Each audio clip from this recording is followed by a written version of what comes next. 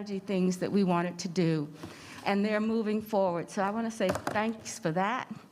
But we've also had some lows. I count the COVID and the pandemic as one of our lows that really showed that even when things are not going well, we can get some things done if we think about the residents of the city. And I think that we've done that and done a really good job on that. So today, I think what we're trying to do is think about, we are 10 months in. We've got another 6 months until the next budget, and the new year, well, 8 months before the new budget comes up. What are we going to really focus on, and how do we prepare not just for what we know we have to do, but for the things that are going to come about, because I don't think this pandemic is going to be over anytime soon. I think we all wish that, but we all know that there's going to be an issue about it for at least the next couple of months. I also worry about the election. I have to say that I've never seen a country so divided, and it's really, really a very difficult thing to watch. I hope that we're going to be in a place that we have our city be one that looks past the divisiveness, and we have an election, and we move forward with whomever whomever is elected as president, and that we as a city, knowing the requirements we have for the federal government, continue to build the relationships that are necessary in the House and the Senate, because that's where the real work gets done. If we can get our delegation at both the state and the federal level to support the efforts that we put forth before them, I think that is a true accomplishment and one of the things that we need to think about. But talking about the pandemic, I wanted to just note that Mr. Winston is not here today.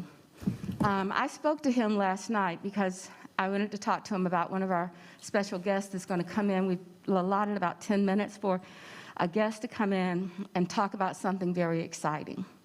But I did not know he was not coming today. So I believe Donata said that he would like to live stream. I think this is a council decision. This is one of those things that, not knowing, I had assumed that he would be here. Who else are we missing? Anybody else? Okay. So the question is, how do we handle the request?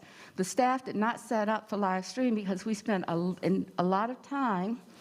We are live streaming, I'm sorry. We did not set up a WebEx, is that right? Did not, I get all of these streams messed, you know. It's like having Hulu, HBO Max, AT&T, it's just, it all confuses me. Okay. So we did not set up a WebEx because I did not know, and we had gone to the, we had actually had the public health officials come in and design the room for us, as well as the mandate for masks on every part of the day. Mr. Driggs is eating, so that's okay after you eat, but please continuously wear your mask while we're, no, I didn't, I was using an example that when you're eating or drinking, it's kind of hard to chew through cloth.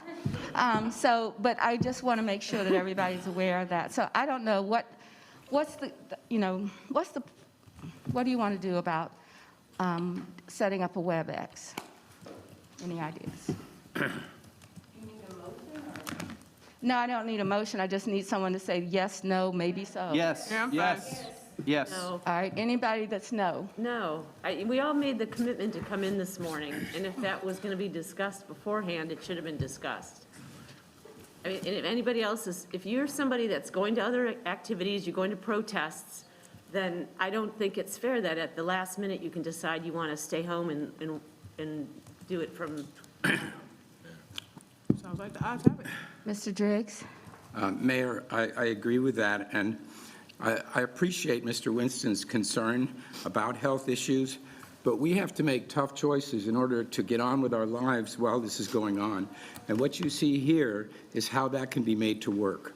So I would hope that all of us on council would support an effort to set an example for the community about how you can get on with your life and be safe from COVID. And I think this is a good example of that, and therefore I believe he should be here. Thank you. I don't say I know, I profess to know what's good for someone else. I mean, I'm fine today to be here, but I think it's an individual decision. Having said that, our president just came down with this. It still exists here, it exists across the country, it exists in our community. We're all taking a risk. Once again, a decision that we've made, and to say that we're going to make it for someone else, I think it's unfair. As you talk with your mask Put your mask on. Yeah, so anyhow, I think, it's unfair. put your mask on. Literally put your mask Unfair. on. Yeah, even when you're Once talking, again, you have to wear your mask. A decision I make, right?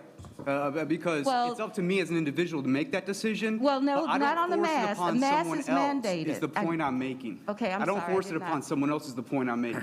And so that's why I think, and even if it's, maybe some sort of an inconvenience for us, if it's last second, I mean, things have changed. A lot has changed in the past 3-4 days.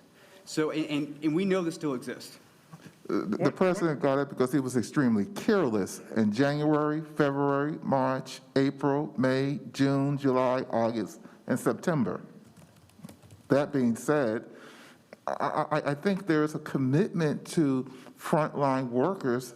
Every day, our police officers are out there, our firefighters are out there, our sanitation workers are out there working on behalf of the people. And I think we have a fiduciary responsibility to do that in a manner that is safe, that is medically sound, that is data-driven, and that while it's an individual decision, this is a council of 11 individuals. And I think it's fair to say that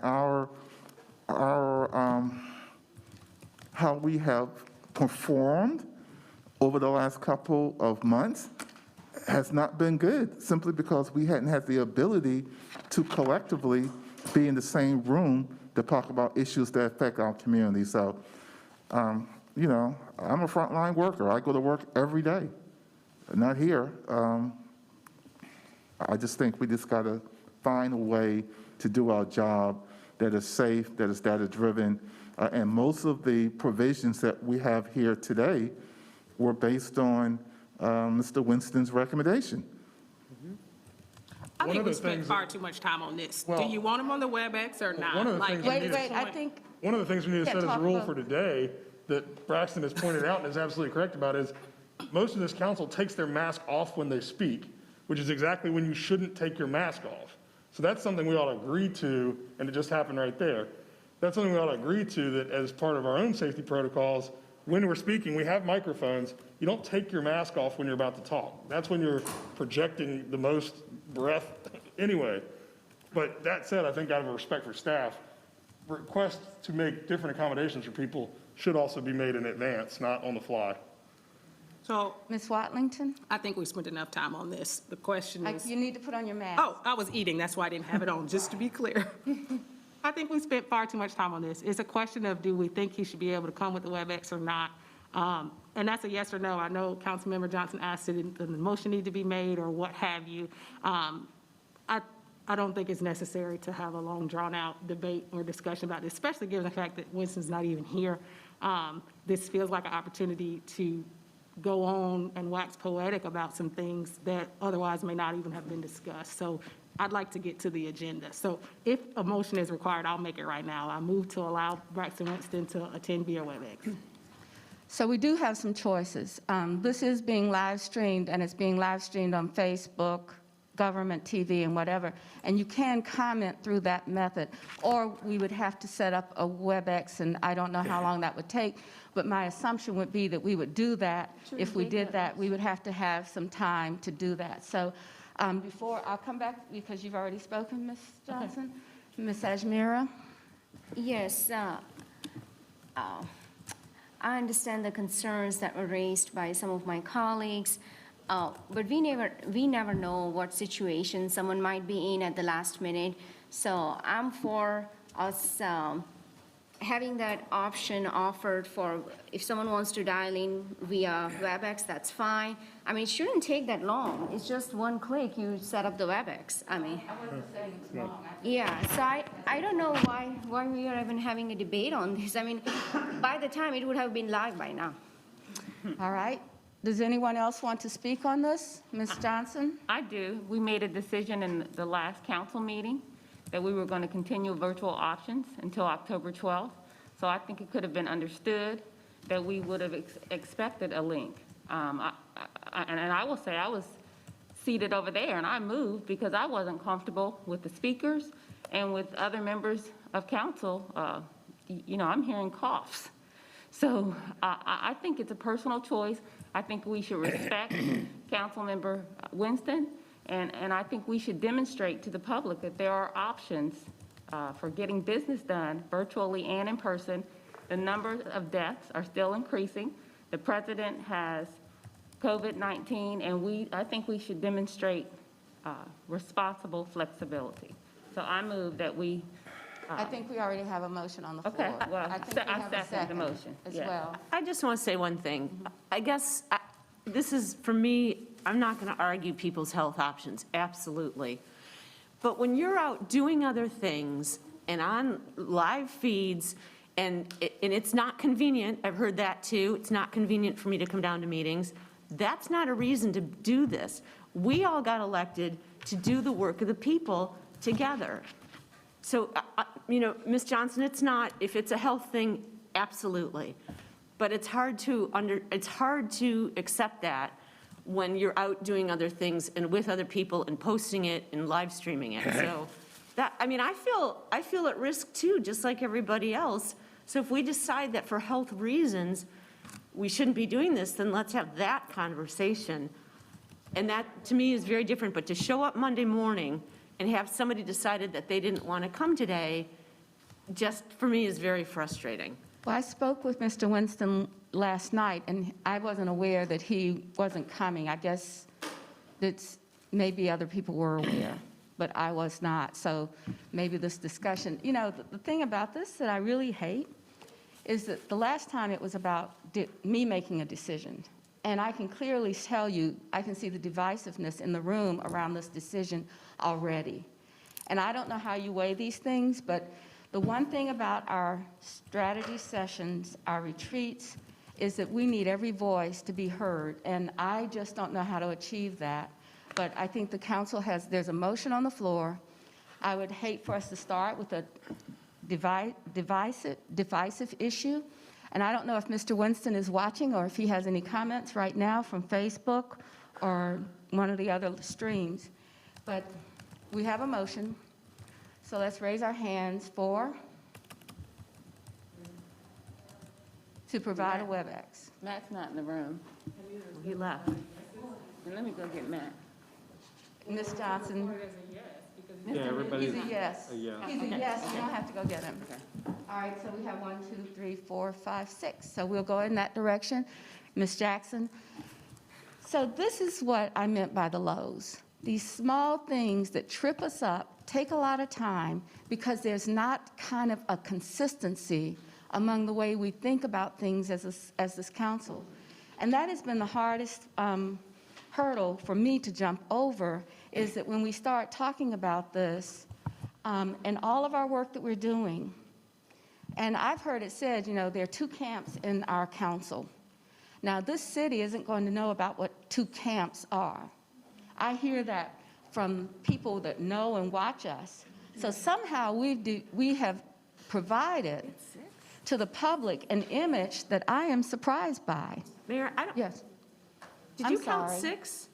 Okay, let's do it again. 6. Ms. Johnson, Mr. Eggleston, Ms. Watlington, Ms. Ajmira. And Mr. Mr. Eggleston? Newton is a yes. How many is that? 5. So I'm sorry, I thought I had 6. So we will not do the live stream, okay? WebEx. We will not do the WebEx. Thank you. Still do live stream. We will do the live stream. Mr. Winston, Denata, if you would send him a note saying Facebook works.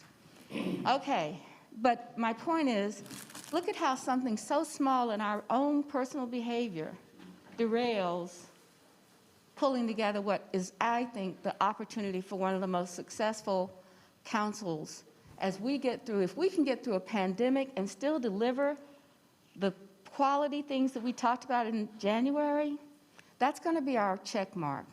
I had this conversation with Ms. Watlington and Mr. Eggleston about the community safety plan.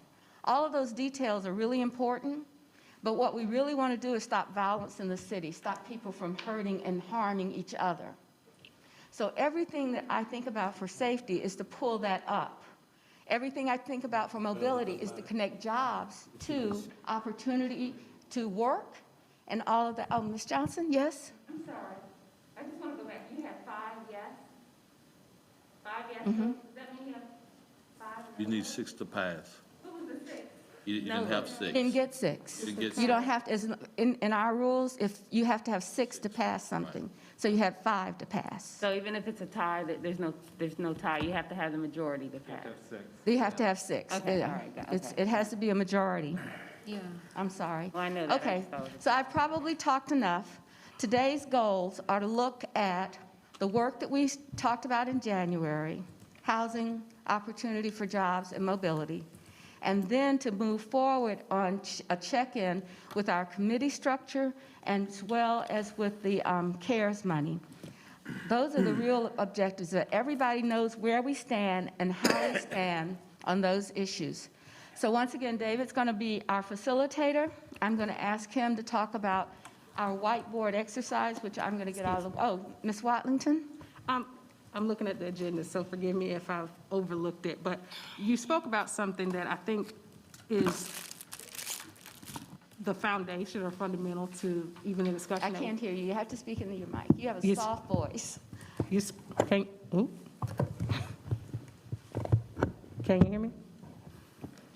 Can you hear me now? Mm-hmm.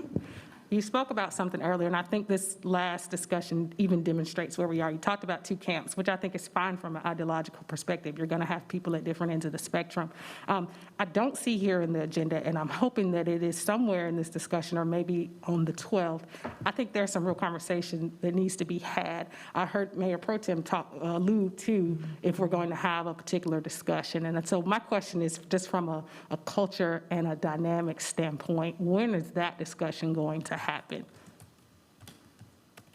When the council decides that they, as a body, have enough depth and breadth and for an agenda item for that. I think the last time we talked about it was October the 12th, but I don't know if there's been the idea of how to have that discussion. So it's a discussion. All of you got the letter that Ms. Watlington sent to me, the email sent to me about some of those issues. I don't know if there are other emails around that, but I think that the council has to have some ability to have the discussion in a way that's actually informed with data, with legal things, and I don't see that anyone has stepped up to do that. So we get lots of emails, but action and context and content, I haven't seen. So I don't know if it's one of those things that we can have an ad hoc committee to work on, and that might be the best way. Is everybody okay with doing an ad hoc committee to outline this? It may not be for the 12th, because if we actually have to use data and some context, and I would suggest some interviews among the council. I think the Mayor Pro Tem has actually talked about this in some detail with me. I'm not sure how many other folks, and the manager probably hasn't. This is kind of like, what do we want to do? So Julie, you want to talk a little bit about that? Well, I think Ms. Rotlington's right. I think we do have to have the conversation. I thought today would have been the opportunity to do that as well, because we are in person, and I don't think that's something that we can do over Zoom.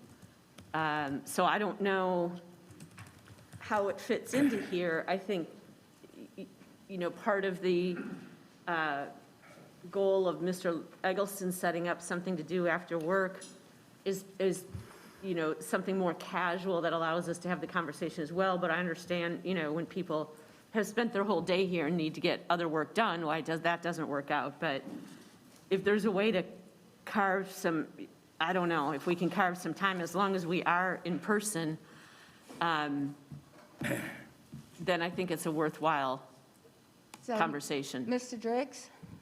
Mayor, the concern I have, and I think you alluded to this, is that there is actually science around the exact effectiveness of masks and about distancing and about where the risks are.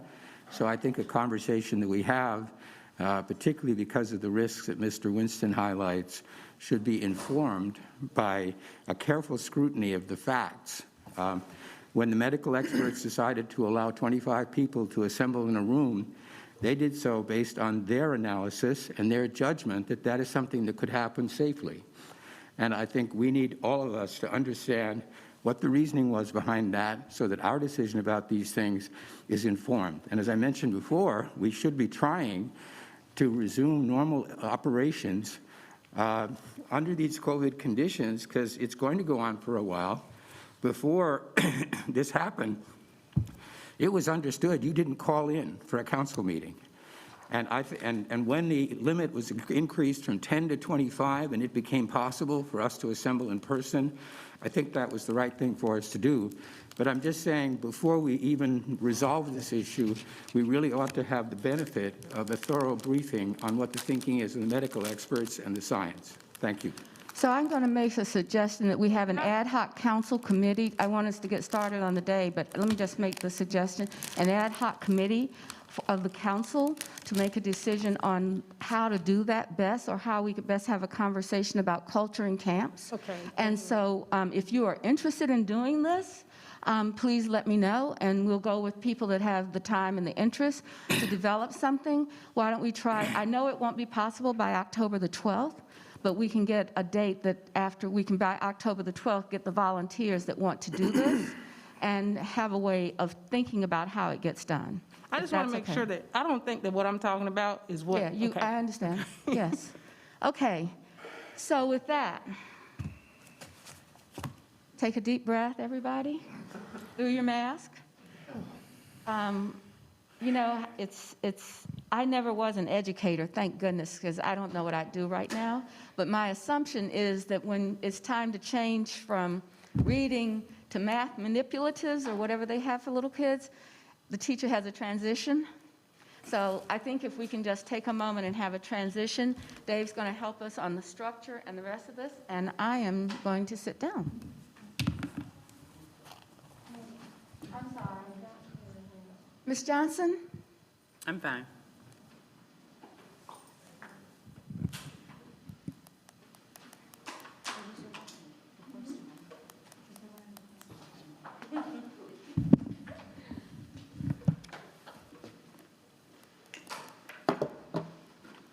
So, thank you, Mayor. I actually was an educator, and she's absolutely right.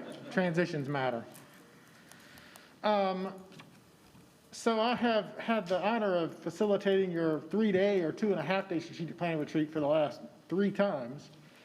And if you recall, big time sticky notes, right? The sticky notes were your voice. That was how you capture stuff. Well, we don't want to do that in the age of COVID, right? For lots of reasons. So we're going to go digital. So I want to share with you, and this is simply a tool if you choose to use it for the first half of the day, and this will be a tool we'll use in the second half of the day.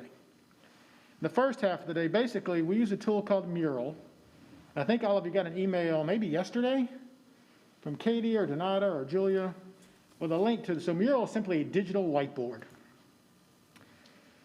And our we might have two uses today, but our main use, our primary use is digital sticky notes.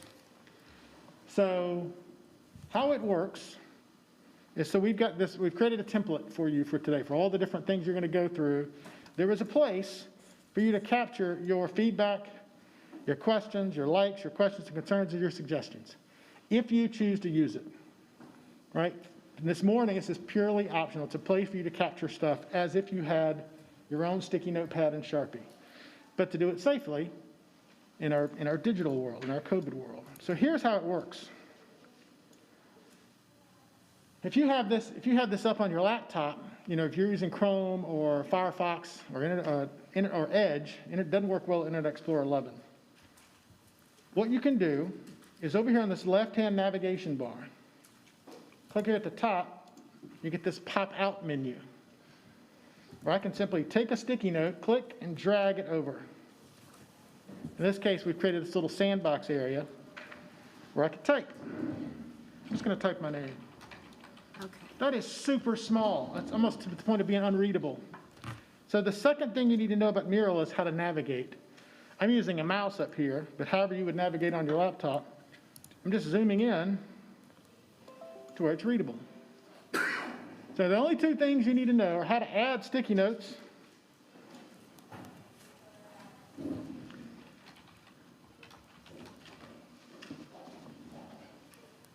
and how to navigate around. So zooming in and out allows you to make things more readable. The other thing around navigation, if I click on any blank space on the mural, I can move it around. So between a combination of zooming and dragging, how's that? Zoom all the way out. Here are basically the canvases we have for all the different segments you're going to go through this morning and this afternoon. Okay? If I zoom back in, and that zoom and move, feels like I'm in a boxing ring. I can get back to where I am. If you are on an iPad, there is a mural app that you can download that app onto your iPad. Is anybody here on an iPad? I think I see a couple. So if you've got the mural app, so there was the link that was sent out. Yeah, that doesn't work with the iPad. The link doesn't work on the iPad? Yeah. It says Safari cannot open the page. The address is invalid. Okay. I think that address might be only for laptop. If only you're on a browser. Okay. Not for iPad, might have a different link. Okay. All right, let me look that up while our first speaker goes, because we're delaying them more than we should have. If anybody But I'll make sure and find out exactly how to get to that mural. knows where the email is that has that link, and can tell me who it's from and when. It's from the Autodesk Center this morning. 7:37. But I'll double check on exactly how to get to it from an iPad if the link isn't working. While our first speaker, I think it's going to be Ryan. So this is the place. If you choose to use it, so Budget Outlook, you've got item 2. If you want to capture what you hear that you like, if you want to capture any questions or concerns, if you want to capture any suggestions that you hear, and this will be the format we'll use for all of our presentations this morning. There's one for the budget. There's one for the strategy meeting goals update, for the CARES funding update, for the revisit spending plan for CARES, CBBG, and ESG, and then the Governance Commission at lunch. We'll talk about how we'll use this differently for our afternoon session. We'll talk more about that when we get there. So with that said, Ryan, it's all yours. So Mayor, members of council, it's great to be in a room with you today. And I would like to just recap a little bit as what the mayor's talked about, what we're trying to achieve today. If we go back to April 13th of this year, that was that council meeting where we had some pretty bad news as it related to our revenue streams. And we committed to you to come back in October to give you an update of where we are in 2020, where we would be in the current fiscal year, which is FY 2021, and we'll even add a little bit of an outlook for FY 22. I think it's important also that right after this segment, we're going to talk about where we were at the annual strategy meeting in January. And it's really a touch base with you to see if we're on track with those things that you believe are important for our community. Before Ryan goes in, I just want to tell you that I'm very proud of this team and the hard work that all 8,000 employees have been performing through some very difficult times. If we go back to April 13th, if you'll remember, we talked about potentially sales tax being down 25% for April, May, and June, and how that impacted not only our general fund, but also the capital fund, as well as CATS. We looked at occupancy tax being down by 85%, and also food and beverage being down by 70%. So all of that became a bit of an alarm for us, and our whole concept was, could we get through FY 20 without going into fund balance and being able to provide core services without laying off any employees? And we have been able to achieve that, which I think is a great credit to the team. and to all the work that Kelly and Ryan have been doing and the entire team. But also on the expenditure side, we talked about hiring freezes and not filling positions that were not essential. And then lastly, we have a discussion about the CARES funds and how that has helped us. So as we go into this, it begins the discussion. I think it's so important to give you the budget outlook before we start to make any decisions, whether it's CARES funding or any other budgetary decisions. You need to know where we are at this point in time, and Ryan will give you start that presentation. I will say that much like at the annual strategy meeting, staff has about an hour and 15 minutes of presentations over this whole 8-hour day. So it's very much allowing for you to interact, and we just provide you information so you can make decisions, okay? With that said, I'll turn it over to Ryan. Good morning, everybody. Ryan Bergman, the Strategy and Budget Director. When I presented last time, I went home and my 4-year-old told me that, why do I look angry all the time? So I'm trying to work on that. I did want to let him know that I'm smiling under the mask, and I'll do my best here. Just like at the retreat in January, I'm going to talk about the budget outlook. We always start the morning off with an exhilarating look at some of these dry numbers. I would tell you that there are a lot of charts to explain this year, maybe a little bit more, but there's a lot of data. And as the manager said, it's really important that we created this touch point so you guys can know what's going on with the city. So I'm going to talk about a few different things. I'm going to start with just some charts that show you what we expected versus what has actually happened with key data points that we have. Then I'm going to talk a little bit about FY20, the year-end budget update. Then we're going to look at the current year to see if any adjustments are necessary.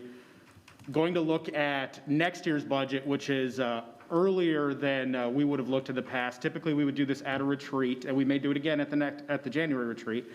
But we haven't started the budget process with departments. That happens in about 2 weeks, so we're really early with that, making some of the forecasts. And then finally, I'll talk briefly about enterprise fund updates, and each of the directors of the enterprise funds is available if we need to get into any of the detailed questions. So starting with some of the key revenue performance data.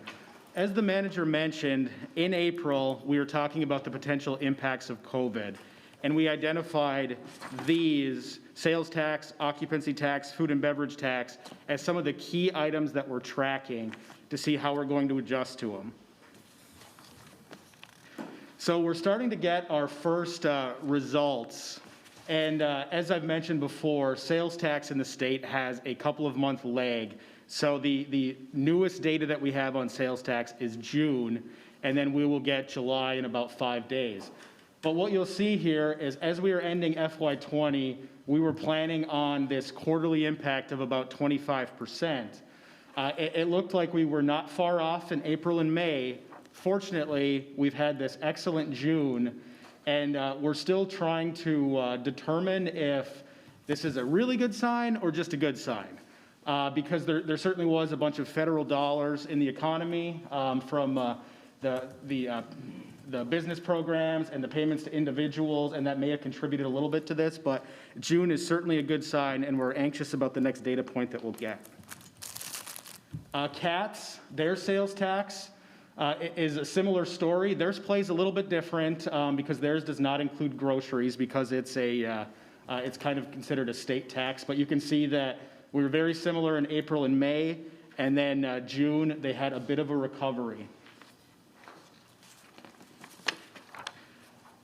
So for the hospitality taxes, we don't see the same boost in June that we saw. So occupancy, which is the tax that you'll pay on hotels, and food and beverage, which is the tax you'll pay on restaurants. You'll see that while we haven't had any problems with being below our projections, our forecast, you'll see that it is relatively stable as we get a couple more data points, because with hospitality, we get the results a little bit sooner. So nothing here to indicate that we have problems in our hospitality compared to projections, because you'll see it's kind of right in line. However, we're certainly continuously monitoring based on each data point that we get. Hey, Ryan? Yep. Yes, go ahead. This is really informal, so if you got questions, by Mr. Hand, just call that because I can't see everybody in the side. Sure. Okay. So, can we go by first names? Yeah. Yeah. Sunday and then, Okay. Ed. Hey, Ryan, so I'm a little baffled by the occupancy tax.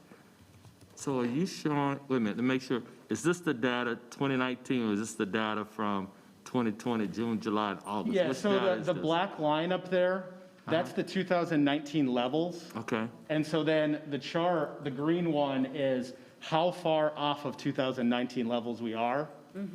And the red one is what we projected. okay. If you look at the first Stay there, data stay there, Ryan, for the slow council member, stay right there. So you're saying we projected 61% off from 2019? For July, we projected 60% off, and we are 61% off. Okay, I'm fine, okay, as long as we say, okay. Thank you for the clarification. I'm wondering, when you do this analysis, did you consider the idea of sort of a rebound effect as we came out of stay-at-home? So you could actually see a stabilization at levels below because there's some catch-up reflected in these most recent numbers? Yeah, my partner, Kelly, is really taking the lead role as far as forecasting and hospitality, but that's exactly what is happening. You can see the 85 to 60, and then as the months goes on, it starts to stabilize with our projections to 40, and then starting to normalize late in the fiscal year. So that was what the economist and the CFO worked on. So if you go back one slide, where we have the general fund sales tax and the CAT sales tax. So in June, looks like we are still having higher than 2019 levels. I mean, that's a good sign. That's a great sign. And same with the CATs, we got plus 8% than where we were in 2019 in June. So there is a good sign that we are seeing consumer confidence starting to pick back up again, where we are actually surpassing our 2019 levels. Yeah, absolutely. So we're really encouraged by this, but we would always caution against taking much from one data point. That's why we're really anxious to get July's data in 5 days, because it'll show if that's an outlier for some reason, or if it looks like we are starting to recover, which we expect it to be maybe somewhere between those two. So what data, what is the source that you're all using? We get this data from the state. Got it. Any other questions on the hospitality side? So now I'll talk a little bit about general fund year end. And typically, we would do this in January after our books are closed. So I want to put the biggest caution out there that we are putting numbers that are not audited yet. So these are preliminary budget numbers. Not only will there be the external auditor making adjustments, but also there's still some accounting entries that we need to do because this is so early. So while the CFO may be a little bit uncomfortable putting too many numbers out there, I'm much more reckless, so I'll go ahead and start to put these out there. The forecast that the manager gave in April showed that we certainly were concerned about year end. So we thought that it was possible, if sales tax stayed at about 25% below the whole quarter, that we may end with about $13.7 million less in revenue. Fortunately, that didn't materialize. It looks like we're going to end up about $5 to $6 million short on the revenue side. So this isn't talking about expenditures or anything yet. This is not a surplus or a deficit yet. I'll talk about that. But it looks like we were about $5 to $6 million short on revenue, which was better than anticipated, but of course not ideal. Some of the revenues that performed well, because of the timing with property tax when it was paid, we did well. People paid their property tax above the, we assume about 99% collection. We were a little bit above that, which was good. Land development was really booming, and I'm sure it's not shocking that ABC revenues did well this year. And then on the shortfall side, it's the things that you would really expect from COVID. Sales tax, utility franchise, which is based off of payments on utilities and other factors, and then some of the things that we shut off in the final quarter, such as parking. So that contributed to about $5 to $6 million. So on the expenditure side, we took some actions early on. We implemented the hiring freeze, which sounds like an easy step. However, it puts a lot of pressure on a lot of employees in the city to keep doing work as other people leave. So we certainly appreciate them keeping the city operational during that. We've also tried to limit non-personnel spending in any way we could. If you kind of see in the green towards the bottom there on the right, is we spent about $3 million less the final quarter of 20 in the general fund as the final quarter of 19. So some of that is obvious things such as travel, meals, things like that. But there's also aggressive steps we took to try to make sure they did not spend money to restock at year end or anything like that. So that led us to a $5 to $7 million budget expenditure savings, which is good because it puts us right about zero. However, there's one more opportunity we had this past year related to the CARES Act, which also helped us up. And so I'm going to leave this slide up here because this is a really important slide that you understand this not just for this presentation, but for Sean's CARES Act presentation, and then also to a lesser extent what the manager will talk about this afternoon. So with the CARES Act and the coronavirus relief funds, which are part of the CARES Act, we are not able to reimburse ourselves for lost revenue.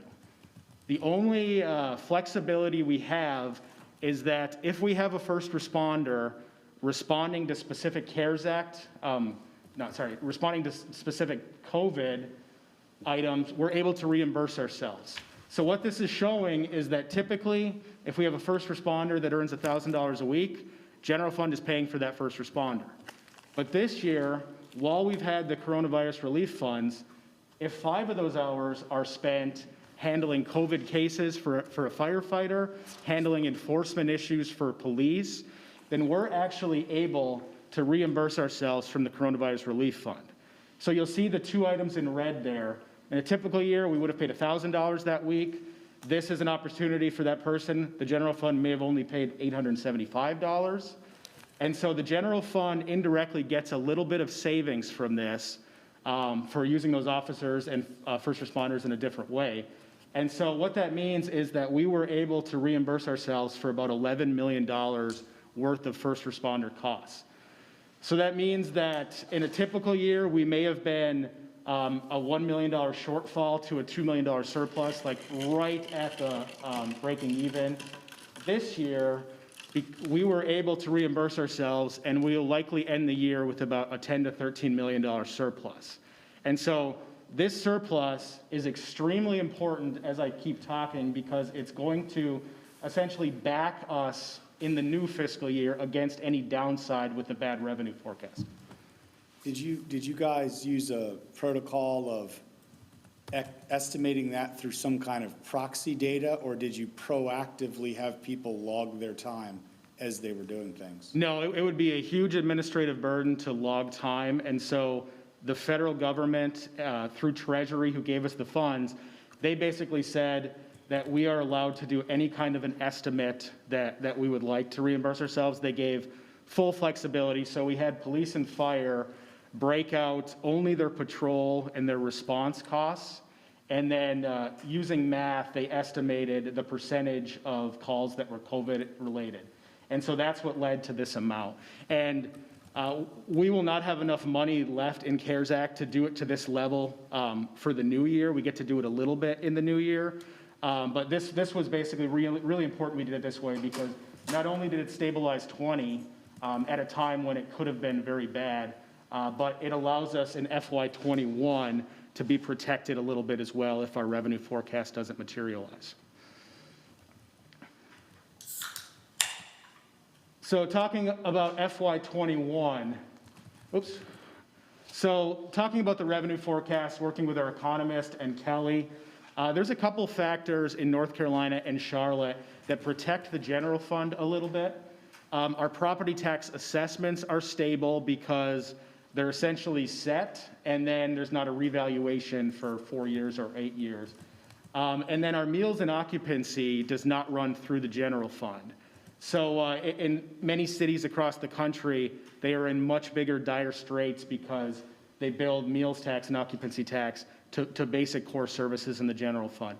We can't do that in North Carolina. We certainly don't do it in Charlotte. So that helps us a little bit and keeps our forecast in the general fund from being too negative. Some of the factors that will impact the forecast that I'll talk about more in the next slide would be federal intervention, whether or not we have shutdowns, the vaccine, and then what happens to property tax collections in this next round. Will it drop a percentage or a 2%? I can tell you that in the downside of the Great Recession, the property tax collection rate dipped to about 97. So there's, and every 1% difference is about $4 million. So that's something we're monitoring that can have a big impact. But I think the biggest takeaway from the forecast is we don't know either how some of this is going to shake out as far as COVID. We know how the data will impact us, but there's just such a wide range of possibilities based on if there's more restrictions, if there's second waves, how people pay their taxes, the level of federal intervention. But it gets to this forecast with our economist. In a base forecast this year, we feel like we can achieve our revenues. However, you see pessimistic and optimistic could really swing us wildly in either direction. So that 14.9 million on the pessimistic side, if things get worse and we're not able to achieve it, that's why it's important that surplus we had from the previous year, because Brian, it could basically back that. Yep. The 14.9 red and the 8.8 and 14.4 are a difference over the adjusted projections due to COVID? So those are over the current year's general fund revenue for budget. So the budget we have, if we have a base scenario, will be right around our revenue projection. And it could go in either direction. And sales tax is the biggest driver to here, but there's others as well, of course. Hey, Ryan, Yep. you mentioned the 1% collection rate on property tax, and you said it was $4 million? So each Isn't percent the is property about $4 million. base 140 billion? And then you apply our tax rate to that, Correct.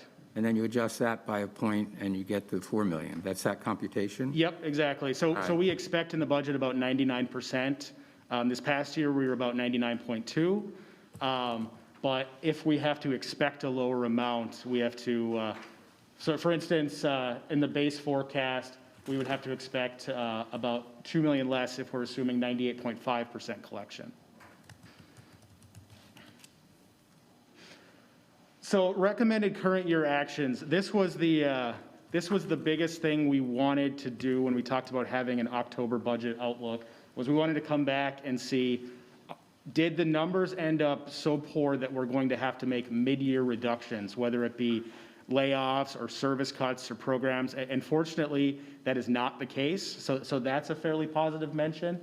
The recommendation on the bottom, though, and this is something that the manager will talk about more this afternoon, because we're able to reimburse ourselves for a few of those first responder costs that I mentioned.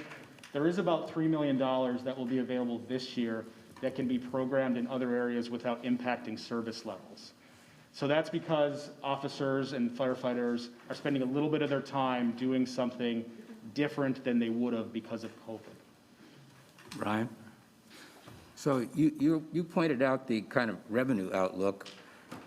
We can extrapolate on expenses as well and impute an actual surplus or deficit. And that's really the thing that we need to be looking at. So what assumptions are you making about expenses? So with expenses, unlike last year, keep in mind that this budget, we did expect some things. We adjusted the budget to not spend a lot of money on training, to not have full staffing early in the year. So really, we haven't seen anything on the expenditure side this early in the year that would have us project something different than the budget. We don't see concerns then on the expenditure side, but we, of course, would take similar steps if we get to December or January and we see that there was another lockdown, that our sales tax numbers are getting worse, then the manager would presumably recommend additional steps, whether it be continuing the hiring freeze indefinitely, not purchasing things, things of that nature. But this early in the budget year, our expenditures, we're not expecting anything different than the budget. So the key thing about expenditures is assumptions you're making about compensation and personnel costs. We finished our adjustment for public safety, right? The special adjustments that we were making over 2 years. But if you build in any assumptions about increases, you know, the typical 3% or whatever adjusted number, I'm just saying I think the expenses would be expected to progress year on year. And there are a bunch of dimensions to that, as you know. So we budgeted for that, I guess. So I'll actually, this is still talking about FY21. I'm going to actually talk about a lot of that when we take a very early look at the next budget year, because the salary increases and things of that nature were already approved by council for this budget year and are already built into the budget. Right, so that's baked in, so as long as we don't get hit on the revenue side, we can still hit this year's budget. Correct. And then the question is for next year. Yep. Okay, yeah, got that. And so a very early look at next year, and thus far, the message has been fairly positive. Next year, it gets a little bit more difficult for us. We do not have CARES Act funding in the general fund into the next year's budget. But Mr. Driggs, to your point. There it is. Yeah, thank you. Here are the expenses. None of this is a new salary increase. These are the expenses that we would project we would have to count on to look at the forecast. So annualizing some of the increases we gave this year, retirement, as things look a little bit worse in the economy, retirement costs actually increase. So it's difficult for us. Police separation, that is state legislation that's promised that we have to build up each year. And then we have some temporary budget savings that we would theoretically have to restore if things start to normalize. And so that's things like not funding much of travel, non-personnel costs, things of that nature. I can tell you that this is a starting point, and we will be working on all of these to minimize the impact wherever possible. And so what this chart is the black line at the bottom is our current expenditure budget. The dotted line towards the top is the level the budget would be with the increases I just mentioned. And then the gray boxes are the revenue forecasts for FY22. And this is without a salary increase. And it's very early in the process, but it shows that with a base scenario, if there's no salary increase, we are not far from our expenditure projection. And of course, if it's pessimistic, we get further away. Last year at this time, we would have had a surplus without a salary increase. Because the salary increase, which is on the next slide here, it's about $13 million, a typical salary increase. And that's what puts us into a more difficult situation. So the biggest message with this is it's October, 3 months earlier than we would have even talked to you guys in the past. We're about to start our budget process. We are going to be working with departments on every avenue possible for the best options for this. We're about 8 or 9 months out, so nothing to panic on this. However, as you would have expected, it is fair to say that it's not going to be a typical year. We're going to be really working here on this budget gap. Just a couple of mentions on enterprise funds, and as I mentioned, they're each available for specific questions. I don't want to misstate anything. Aviation is helped by the CARES Act dollars that they received, allowed them to finish FY20 on target, and the biggest avenue for them, or the biggest thing for them, will be how long the recovery takes, whether it's going to plateau at a certain point. But they're very aggressive of planning FY22. They've already gotten started trying to ensure that they don't have budget growth, but they will be tracking the revenue numbers as we get them, just as we are. Yep. Ryan, I have a question. So this is assuming that there is not another relief package, right? That allocates funding for municipalities. So the optimistic one does assume that there will be some modest relief package. And let me answer your question. It assumes that there would be funds that support the economy. We're not assuming that we individually as a city will get more money. Yeah, so I guess, so this doesn't assume any relief coming from federal or state as part of the next relief package, if there is any. To us, correct. Got it. Hey, Ryan, Yep. on aviation, is there any impact on their capital projects, the timeline? So they're prioritizing their capital projects with the state airport improvement funds they've received, and they're allowed, unlike our CARES Act dollars, they're allowed to use their CARES Act dollars to support their debt obligations. So they are prioritizing keeping things going, but I don't know if there's anything as far as an impact on capital. So right now, so the largest single impact to capital, which it has not changed from the beginning of COVID-19, is a delay of the A North Phase 2 expansion, which would be an additional approximately 10 gates added to the existing A terminal side of the building. That is delayed but not canceled, and that's the single biggest, and that continues to be the biggest impact to the capital program. Those were meant to be American gates? So in a way, yes and no. So those gates would be added, and probably Delta Airlines would move off of the existing A concourse. Right now, Delta and American shares that concourse. Delta would relocate, giving American Airlines the ability to take all of the gates on the existing A concourse. Delta would take roughly half of the new gates, and then the other half of the gates would be available for other airlines to expand. But the airlines in their current circumstances intend to actually avail themselves of those opportunities, those gates? Yes, so Charlotte continues to outpace the rest of the country in our recovery. And that is true for American Airlines as well as the other airlines. We've seen recovery in all of the segments, other airlines included. Thank you. So moving on to water and stormwater, which is on the next slide, they're a little bit different in that there's not a huge impact on their demand. It's just about individuals paying their fees.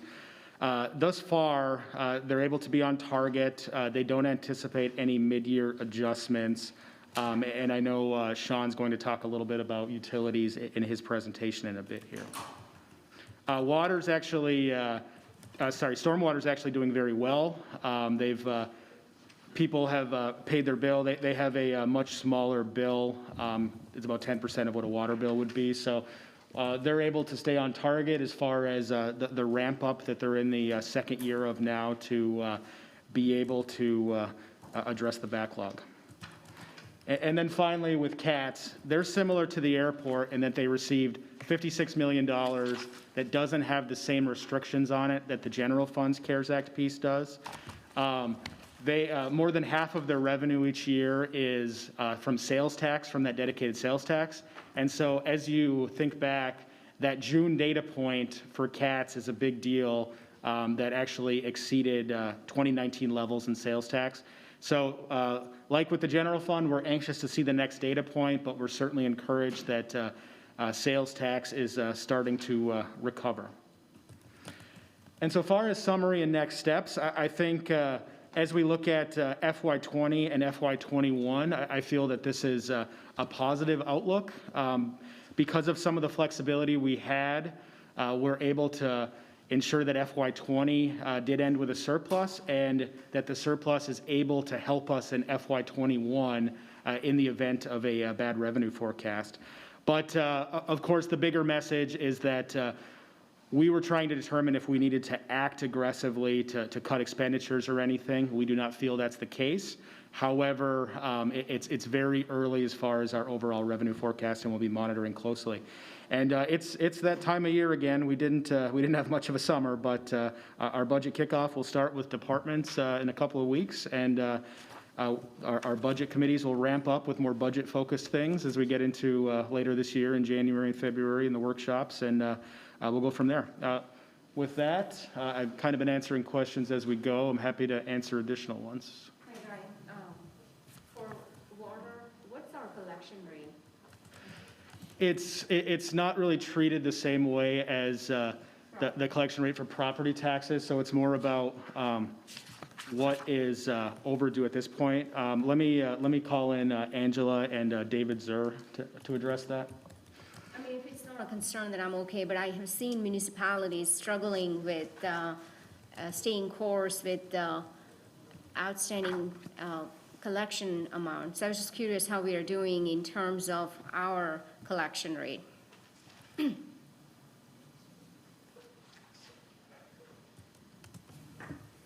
Good morning, David Zur, Deputy Director with Charlotte Water.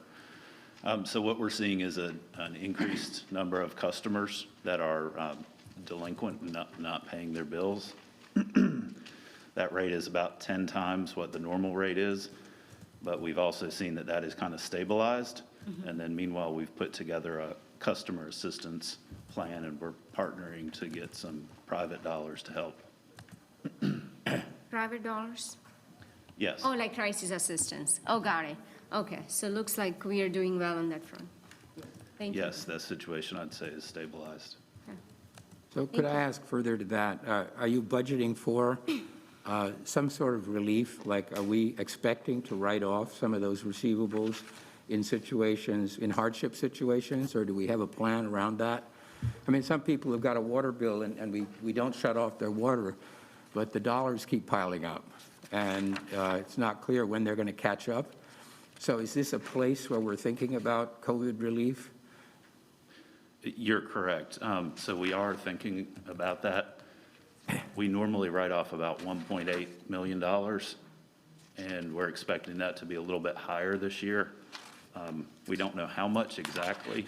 Our worst-case projections would expect that to be about $5 million. And that's included in your thinking about the budget going forward? Yeah, absolutely.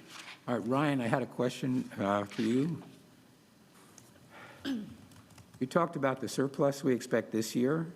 So how are you pulling together the things that you're talking about in terms of outlook, which seem to point to a gap that we're going to have to fill with this surplus that we have now? Are we going to bank that money and use it to help us deal with the challenges that we expect going forward?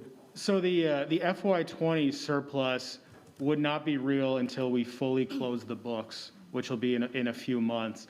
At that point, it would be available in the general fund if our revenue forecast this year is too low. But as far as using it to talk about next year's challenges, we just have to be careful that we don't match any one-time revenue with ongoing expenses. So those are the kind of the pieces that we'll be looking at. Right, I mean, initially it goes into fund balance, Yep. right? And then we have a little bit of excess in the fund balance so we can plan for a drawdown. But we don't want to lock ourselves into continuing expenses from a one-time surplus. Absolutely. And the way that it works in Charlotte is once we close the books, any surplus that's available above the 16% goes into PAYGO for the next Right. year. Like this year, we did some things like the corridors program and things like that. So it's funds that could be used for that, not that specific thing, but for a PAYGO program down the road. Okay, thank you. Mr. Mitchell. Ryan, I just want to say thank you to you, city manager and staff. I mean, for us to be in this situation, I think says a lot about the talent we have. But once again, you all being proactive and coming to us and laying out a pathway. So thank you. We're in a very unique position when you think about other cities and what they're going through during this difficult time. So appreciate your work. Appreciate it. To make sure that I thank my staff as well, who puts this all together to make me look competent sometimes, so. Ditto to that. Great job. Good work, budget team.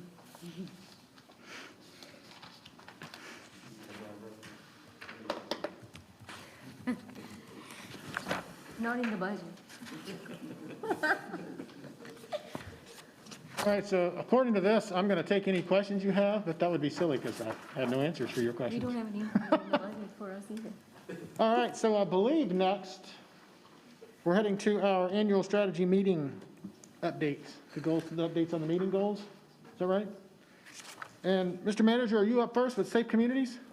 Yeah, so what I'll do is try to get us some time back on this section. It's really a check-in. As we were at the annual strategy meeting in January, what was expressed over and over again is how can we make sure that not only the staff, but the council is also accountable for the items that are put out there. So before COVID, so in the early March, we had gotten to a point where I believe I gave you an update on 30 items that had come out of the retreat over 4 categories. And 6 of those were committee referrals, 1 to budget for the great neighborhoods, 1 to workforce and business development. 10 items were for future council action, 9 items you sent to me, and 5 items there were no further action. And before we could finish that plan, that's when we went on the stay-home strategy. So all we want to do today, me and the ACMs, what we will do is just give you a little bit of an update of where we are in these areas. And you may say, hey, that was important back in January, but where we are right now, maybe we don't need to move on that. So I'll take the first shot, and I'll start with budget and effectiveness. And in budget and effectiveness, 2 key referrals were made. One dealt with hospitality revenues and the capital investment policy. I think if you go back to the annual strategy meeting, you'll recall that may have been Councilman Driggs, who said, let's make sure that we have some kind of teeth around how do we make these investments as they relate to our tourism funds. So our CFO provided an update to the July Budget and Effectiveness Committee for the first outlook, and we wanted to ensure that most impactful use of the hospitality revenue resources. August, the committee reviewed comments, and I believe, Mr. Chair, the CFO is coming back in October to provide an update with that. And so if there's anything you want to add with that, that would be great. The CFO has provided us with some guidelines, some ideas that she has on ways that we can monitor those investments and metrics that we can apply to them in order to prioritize them and ensure that we're getting a good return. So that work is ongoing. Great. And then lastly, there are 4 items that are still being discussed. One is city council governance, which the city attorney is taking the lead on that. And then 3 other items came in as it relates to the annual strategy meeting, and that was the future CIP plans related to public safety. How do we attract and retain officers, and the concept of this global university. So in terms of the future CIP plans related to public safety, we have continued with the capital investment that we have for both police and fire infrastructure.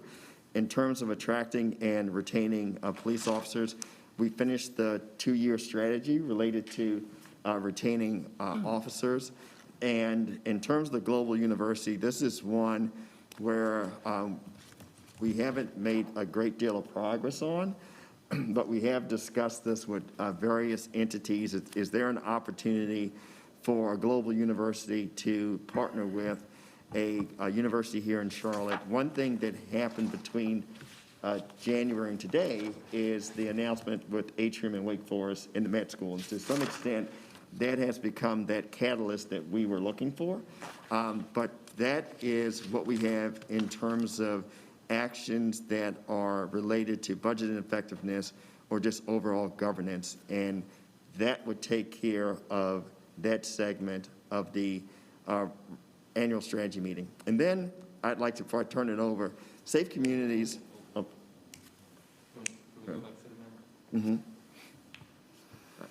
I'm sorry, on the city council governance, you have Attorney Baker to provide an update today.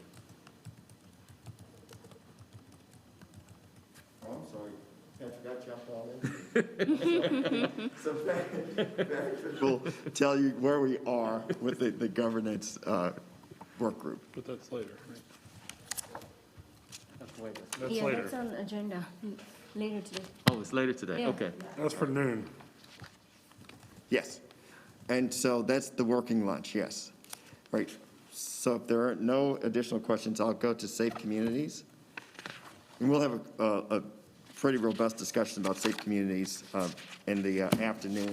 But what I do want to do is just, and there's a lot of words on this slide, but I just want to go back to the summer of 2019, where we were dealing with homicides at a level that we hadn't seen in years. So there was this collaborative group, not just, the mayor pro tem, the chair of Safe Communities, the county, where we all tried to figure out how could we get data so that we could have an evidence-based approach to address violence. And so as we moved through the fall and the winter, the city and the county came together.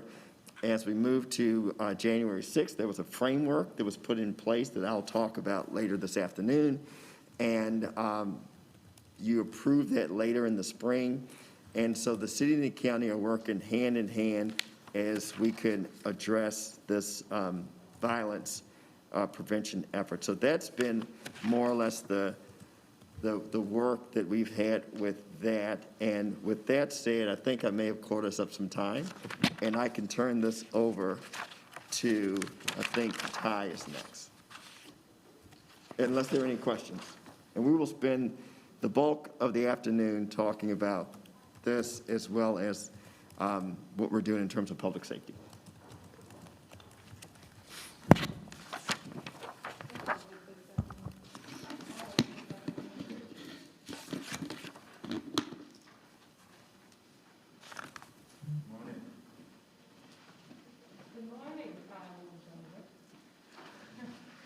Thank you. All right, thank you. I'll just run through this quickly for you. So if you recall, at the annual strategy meeting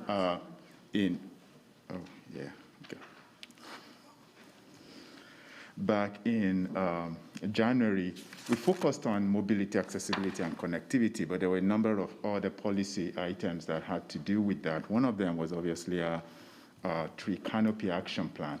We had indicated to you that since we were in the middle of a comprehensive plan, it was very important to tie the policies in the tree study that we currently have and tie them to how they were going to relate to land use and development in the comprehensive plan. We've made multiple presentations to TAP, and we plan to come to you next month and share the results of what we have right now. And then on the creation of municipal service districts, I want you to be aware of the state legislation in 2015 that actually says if that's going to happen, it's got to be a determination by an ordinance, which is also rooted in a study.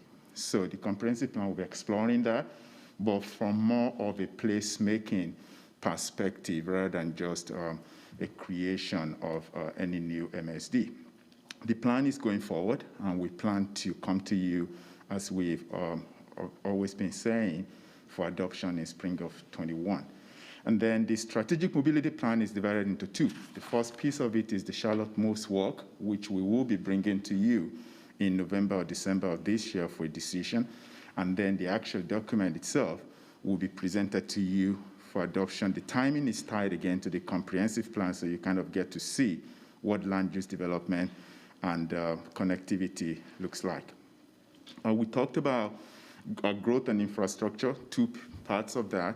One was the 90-day assignment, which we presented to you back in June, to TAP back in June, talks about aligning growth and development with transportation infrastructure. We're targeting three investment areas: the Steel Creek area, South Charlotte, as well as the University City area.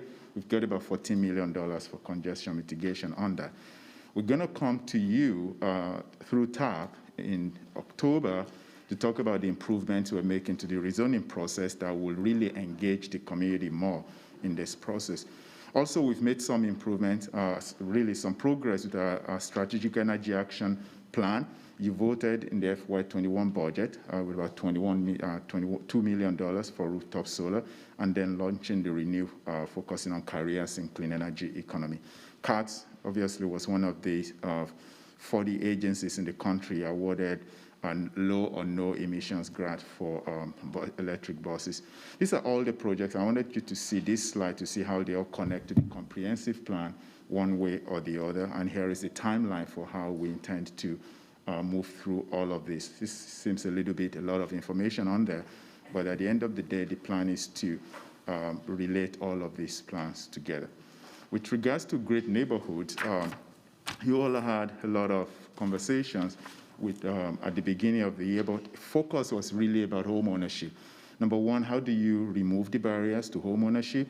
And then how do you create the pathways to home ownership? We talked about the fact that poor credit history and evictions could be real issues and barriers to people owning homes. And how can we advocate at the state level to actually amend the relevant legislations to allow people to be able to purchase homes regardless of their history and eviction record.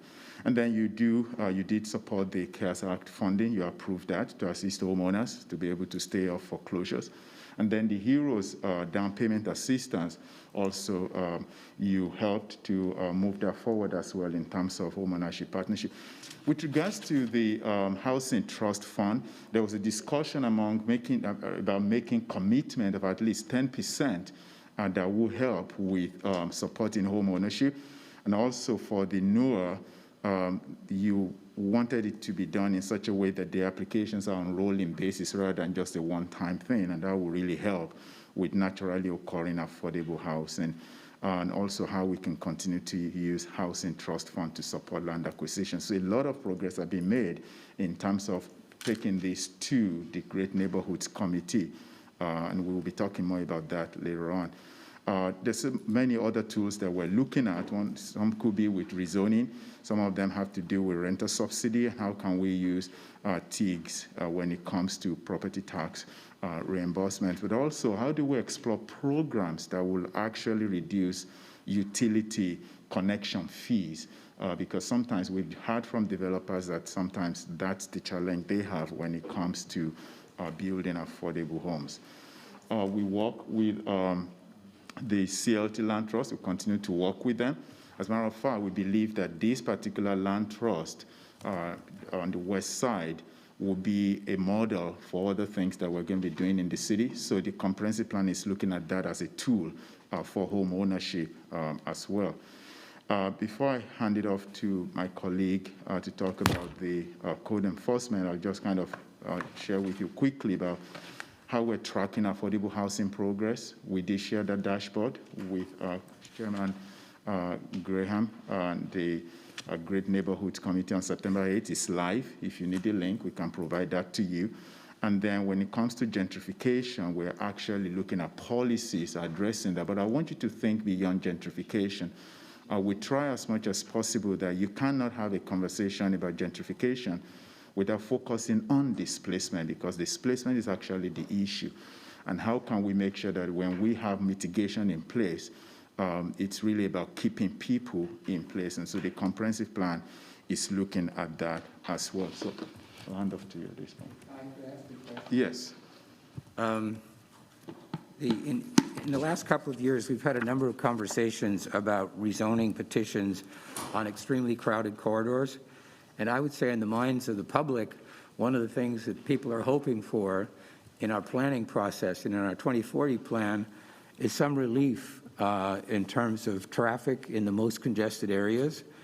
And some time ago, we actually, a number of us requested that planning staff come up with some sort of a congestion overlay type of thing, or maybe specific traffic metrics that we would apply to these highly congested areas.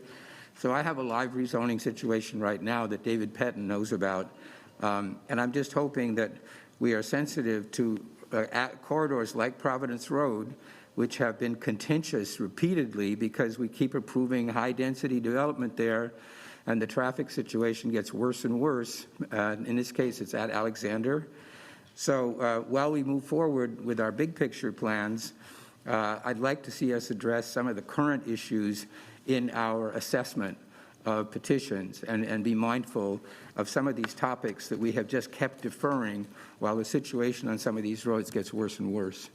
So I just hope that you'll think about that or have our planning people think about that. So I believe that, yeah, we can have that conversation with you again when we come on October 26th at top. But we did share with you through that growth and infrastructure alignment some of the ideas that we have right now, such as transportation demand management, or even having developers to program discounted transit passes in these units that they may be selling or leasing. But we can have that information for you. Thank you. Thank you very much. Can I follow up? I was going to follow up. Was there somebody else? You tell us. I can't see who's. Sorry, yeah. I know Mayor Pro Tem had a hand I up. was going to follow up too. Oh, we raise our Okay, hands. so Line up for follow-up. I'll go to Mayor Pro Tem and then come to you.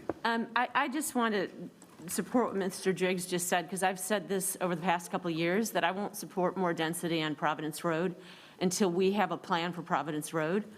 And I'm glad to see the one on the pilot program on Central Avenue for that reason. I was hoping we'd get one on Providence Road, but, you know, I think, I'm just saying, going into this, that when we have these rezonings on Providence Road, I can't support it unless we've got a transit plan. So I think it's getting critical, and I certainly support what you're saying, that we've got to have some options laid out for us. Thank you. And including, we've talked about this before, when we get a proposal in a high-density area like that, a rezoning request, how many others are there? That's a really critical piece of information. Thank you. Bear in mind, I know Councilmember Newton and Councilmember Watlington, but bear in mind that what we get and you get to weigh, you get to provide input on is what comes in front of you when it comes to rezoning. Having said that, there are a lot of by right developments that you don't even see at all. And so you can't make those decisions, and because you don't see them, but they still go through the permitting process. So it's not just about the rezoning petitions, but the other ones that you really do not see. So we really are taking a very good look at both conventional and conditional rezoning. I'll go to Councilmember Newton and then come to you. And just building on that, I hope we're also mindful of the corridors that lack the infrastructure for density as well. So things like corridors, particularly I think more on the peripheral of our city, where we don't have sidewalks, we don't even have street lights in some places. Granted, I know that development does encourage that in a piecemeal fashion, but at the same time, if we have a long corridor that's say 3 or 4 miles long, that piecemeal fashion doesn't really serve the purpose for which I think we want to accomplish here, which is making sure that our streets are safe. So that public safety aspect of it. Thank you. Yes, ma'am. +1 to my colleagues. When it comes to traffic congestion, I've talked till I was blue in the face about Still Creek, so I won't rehash that there. But the same discussion that we just had on what Mayor Pro Tem has mentioned about Providence, I support both positions from Councilmember Driggs and Mayor Pro Tem, particularly in the congestion areas. I also support what Councilmember Newton said in terms of infrastructure, and it may not necessarily be congestion that's the issue, but just a lack of infrastructure. That said, I did have a question about the creation of the municipal service district. Just so I'm clear, can you talk a little bit about what the idea is here? Because I know that we've talked about Still Creek in particular wanting an MSD to support some of these projects. Nothing's going to replace $70 million worth of improvements on 160 from the state, of course, but that is one tool. So I'm wanting to make sure that that is included in this discussion, or if it's something separate, I want to make sure that I know that it's separate. I believe that you were actually the one who raised that subject at the annual strategy session in January. But my hesitation is that you don't want to make a decision about creation of a municipal service district without looking broadly. Right. So we have two right now, the Center City and the University City area. But we also are mindful of this state legislation in 2015 that says you cannot go forward with it unless you have an ordinance, and that ordinance has to be the result of a study. So once we had that expression in January, what we did was to talk to a consultant working on the comprehensive plan and say that as part of the fiscal impact analysis and tools for funding in the comprehensive plan that they will propose, that we should take a look at the existing MSDs. Are they really fulfilling the purposes for which they were created? Should there be some amendment, or should we create others? So that's something that we're going to look at, and then we will come back to you as part of the comprehensive plan process when we're making recommendations. So it's not specific to Steel Creek, but looking at it citywide, because I've also had another group that's reached out to us about the potential for MSD creation. Perfect. Okay, and then I'll come back, I think, to the other one linked to violence reduction. I did want to, and I'm hoping that this is the appropriate time to bring this up in the Great Neighborhoods section, where it talks about other affordable housing tools. I just wanted to lift up the Staying in Place program, and I know that Councilmember Graham and I spent some time talking with Pam and her team last week on that one. I don't see it listed here. I know this is not an all-inclusive list, but I just wanted to lift that up, that I do Yes. want to see us support an expansion of Staying in Place so that we can reach more people. And there are details in your inbox, each of you, about the program proposal that Chad Martin and Cherry Grant have been working on.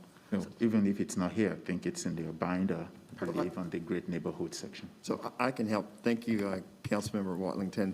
So while this wasn't a carve-out of one of the 30 items back in January, it is a part of the Corridors of Opportunity Plan, where we have $2.5 million set aside for housing, and part of that is the land trust, as well as aging in place / staying in place.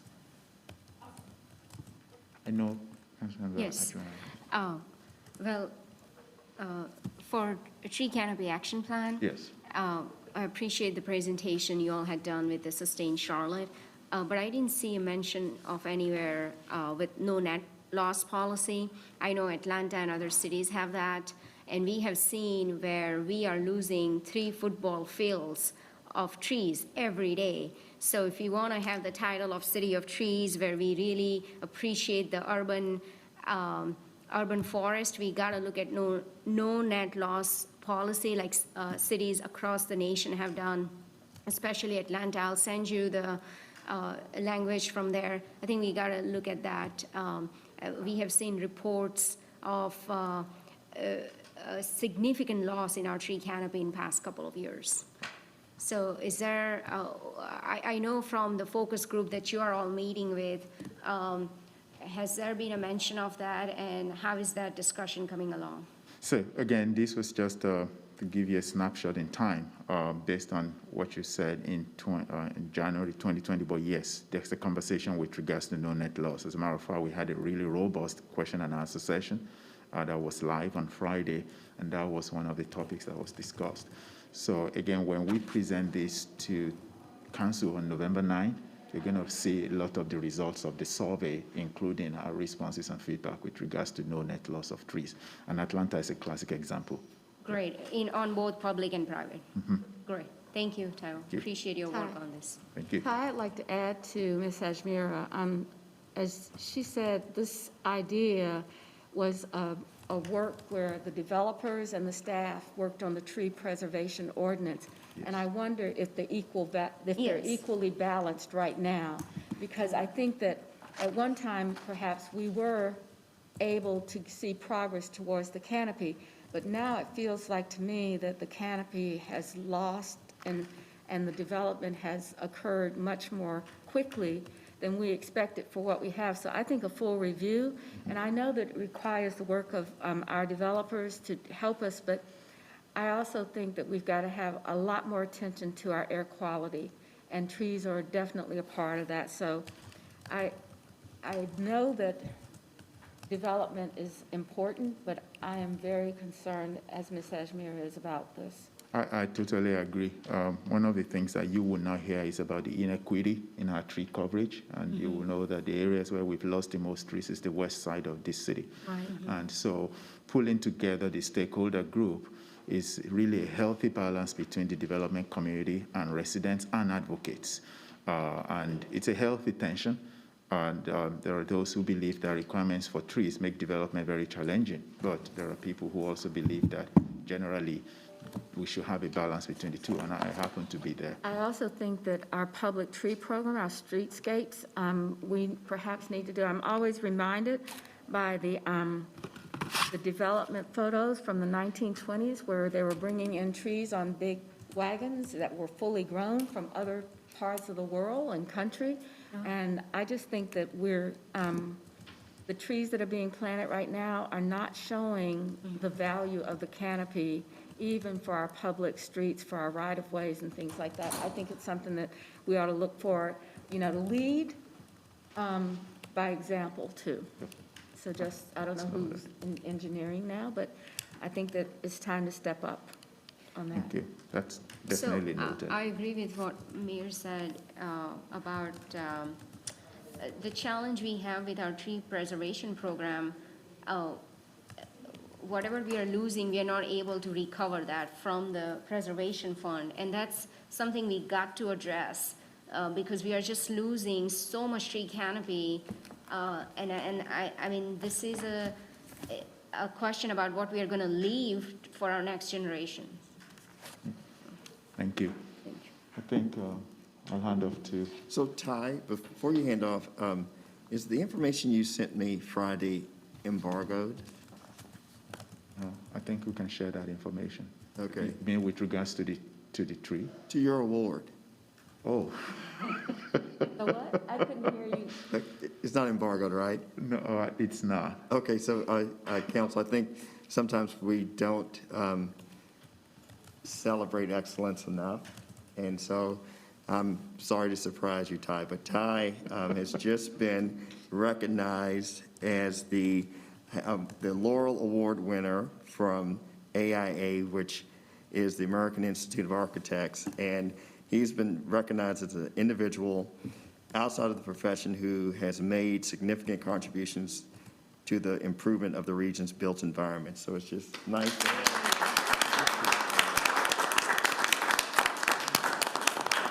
Appreciate that. I wasn't expecting that. Well, thank you.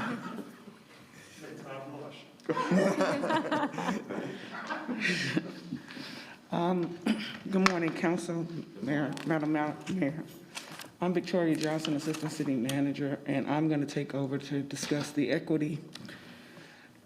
Can't see with my glasses. Okay, the equity in one of the main themes, and also the code enforcement issues. So, equity, mobility, immigration, and integration, which used to be DE&I, have been working on such things as employee engagement, in which they worked with HR, community relations, communications, and ODL to create real talk about race. And it's a series where employees got to do a dial-in discussion to talk about race to help move forward.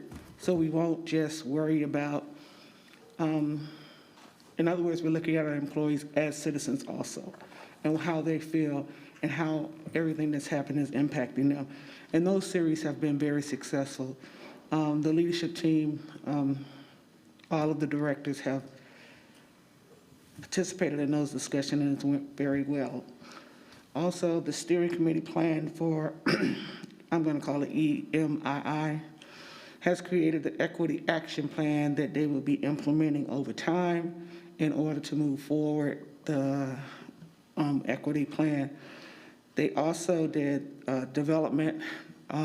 They got input from budget and strategy to have departments start looking at their budget through an equity lens that they will be making sure that departments look at as it relates to not only budget, but anything that happens within the departments. They've been working with them to guide them through that. So when we look at things, we're looking at it from all points of view, not just one. We will be bringing into fruition a city language access plan that would allow multi-languages to be utilized. The predominant one now is Spanish, but as it goes further, we'll be looking at other ones. So that means that we'll be able to communicate with our citizenry through their language of choice to make it easier for them to get access to different programs that we have. EMII also partnered with Mecklenburg County, Equity and Inclusion, Community Relations, Race Matters on Juvenile Justice, and the Community Building Initiative to reinforce the commitment of racial equity and social justice. And that is an ongoing endeavor that they will continue. So as we move to Charlotte Business Inclusionary Plan, as you all are aware, we have a new CBI manager, Stephen Coker. He is currently working on the draft for the disparity study RFP that will probably go out mid-October and be reviewed, so we make sure that we're capturing everything that may have been missed on the last disparity study to have updated information. And that information, that will go into effect for 2022. They were looking at policy and administrative changes, strategic plan development, and also making sure they take corrective measures and accurately collecting information that we'll be able to share on our prime and subprime members and spending. And also developing measures to report. What we found out is that the way we look at things and the way the state asks us to report it, sometimes we lose that translation. So making sure that we're reporting in the way that meets those criteria. Also, under the equity, ADA is compiling with for the Department of Justice Title II. They've been working with Altura to look at, they're 75% of the way finished with the draft, but they've looked at 175 facilities, 1,600 programs and services, and are recommending a 15-year implementation schedule. By doing this, we're getting ahead of the plan. So basically what happened is the Department of Justice, if they know that we have a plan, then we won't be dinged like some other cities because we have a plan, and it will give us time to implement it to make sure that we're bringing everything up to code for all our residents. Any questions before I move on to code enforcement? Thank you. So commercial code enforcement, the minimum housing code was revised October 14, 2019, and the revisions went into first January 2020. So they're currently working under those new revisions and those updated codes for the minimum housing ordinance. The noise ordinance went into effect October 1, 2019. So they'll be gathering information and data in order to present, if that time comes, to share with City Council on the issues, any issues we may be facing around that ordinance. The non-residential building code was last updated in 2009. So when it was presented to the Great Neighborhoods September 16th, based on the fact that it has been so long since that code has been revisited, Housing and Neighborhood Services is in the process of developing a timeline in order to take a review of that ordinance and bring it back to the Great Housing Neighborhood and ultimately roll it up to the full council. Do we have any questions? Questions for, yes. Not a question, just a comment. Again, I just want to thank you for the presentation and really kind of highlight that last items that the Assistant City Manager referred to, which is the non-residential building code and ordinance. I think it's really time that we take a look at it, especially for some of the properties that are currently reside on our corridors of opportunity that really needs to be policed more. And I think if we had a more robust ordinance that would allow us to have a little bit more forward-thinking action on those type of sites. So I'm really looking forward to the opportunity to engaging in a conversation with the committee as well as the council regarding that particular item on the screen. So I think it's an effort that we need to find a way to tackle and enhance and bring forward to the council. Ms. Watlington? And then Ms. Ajmira? I was just going to say, I agree with what Councilmember Graham said. One of the things that I think I'm still trying to work out in my mind how we interconnect these two things. But when it comes to commercial code enforcement, I think a part of that ties directly into violence reduction. And so as we think about having those conversations, would love to see the Great Neighborhoods and the Safe Communities Committee connect in that vein. As we think about loitering, as we think about physical disorder, how do those things enable violence, and how we can leverage these tools to abate it. Ms. Dimple, yes? Yes, thank you, Victoria, for this. I appreciate the progress we have made in terms of providing those with language barrier an opportunity to seek city services and able to express their concerns. I understand that we have now that option available in Spanish. When we did this immigration task force last year, there were 5 languages that were identified. So if we can also figure out a roadmap as to how we can implement all those 5 languages, those were identified in our immigration plan. Thank you. If I recall, and this might be a question to ask, when we were in the Safe Communities meeting, I think that Federico said that there is an application that does do all of the languages online so that whatever we have on the website can be translated. I don't know how far that goes, but it would probably be good to find out what they are. And because he said it, but he didn't go into any, like, is it 5 or is it 100? Because there are over 100 languages in CMS. Right. So it's interesting. I think we could get some more information on that. Right, and it is the top, they did have like a total of top 5 languages based on the percentage of people that lived in our community. But we will go back and get with Federico so he could actually update you. And is it easy to do is it in how do you know to do it? If you can't speak the language and it's in English, how do you know to do it? I don't know the answer to that. Has anybody tried it? No. Does it work? Does it work? Yeah. It just uses Google Translate Yeah. tool overlaid on our website. But I think the speaking at the forum part, right? So if someone, let's say, has a language barrier and want to speak in Spanish, or let's say, I know Hindi or Gujarati was part of it, how do they, I guess, sign up? I mean, that's something you can send us that later, but I know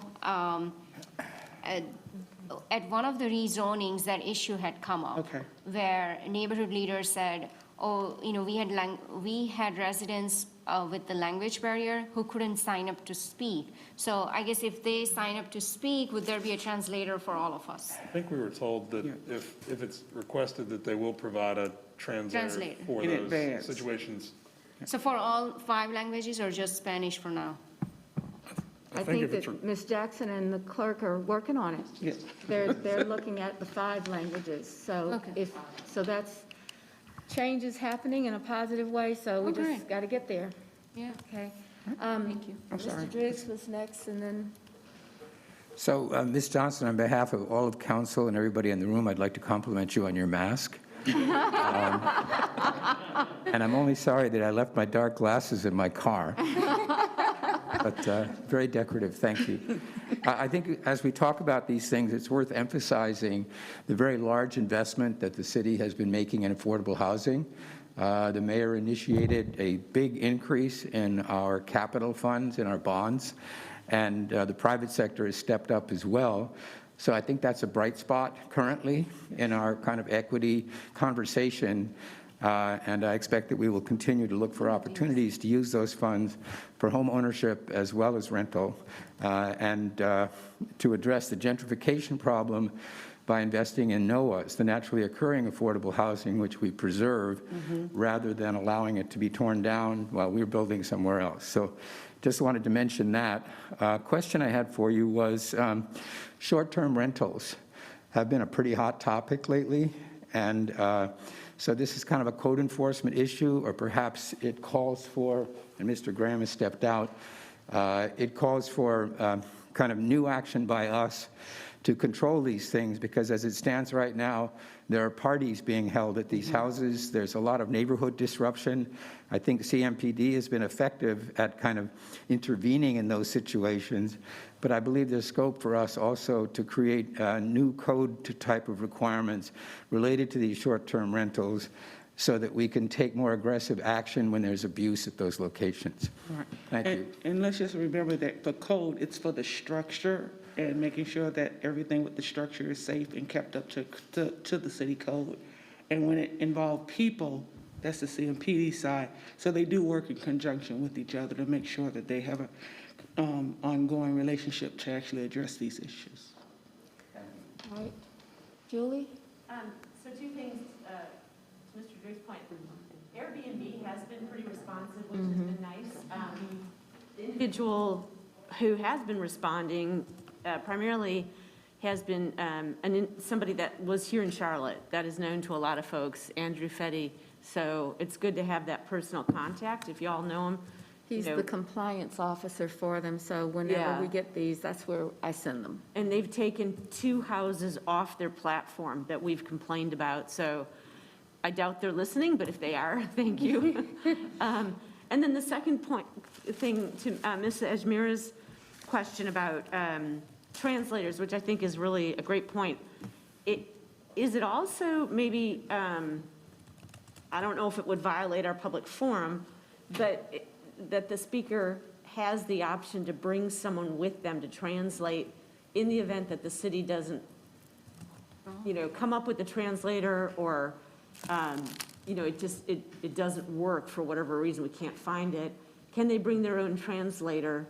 So, in my previous life, in my previous space, they probably could, but if it's not a professional translator, sometimes the native tongue can lose translation into what someone's saying if they're not a part of, but they can, as she just attuned to, they can bring them. Sometimes I can't translate English. I understand that, but we have had people come with a translator before. Yeah. So, maybe if we just put it out there that, that, just so you know, you can bring a translator, and it's so intimidating for people to come, even in English, to speak before council sometimes. So I can imagine how nerve-wracking that would be for somebody for whom English is not their native language. Okay. Thank you. And Councilman Driggs, just to make sure everyone's aware, the short-term housing, rental housing will be taken up in the next Great Neighborhood Committee meeting. Thank you. Okay. All right. Okay, thank you very much, Victoria. you. Who's up next? Tracy? And I think we're going to take a 10-minute break after Tracy. Great, that'd be good. And I'll try to make this one quick for everyone. Good morning. I'm going to try to make it fast and high energy. So in January of 2020, coming out of the retreat, you all had given us 6 different items to look at: business recruitment, workforce development, small business, corridors, opportunity zones, and Eastland. And while our journey has not exactly been as expected, there have been some silver linings in this crazy year. And the pandemic, while it's been devastating to many, in some instances has allowed us to get further in our work than we ever expected. So business recruitment, we continue to evolve this approach, but I just want to talk about where we ended in July. 6,300 jobs announced last year, 3,400 jobs retained. In total, the average salary was $81,000 in new jobs, over $1 billion of investment, and 68% of the new jobs were around technology.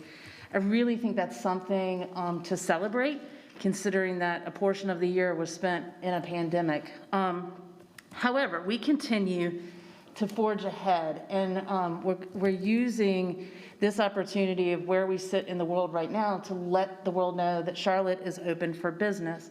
And so, Donata, I want to show a quick video that we're using to let everybody know we're going to launch this in multiple markets around the country. So you guys are the first to see this.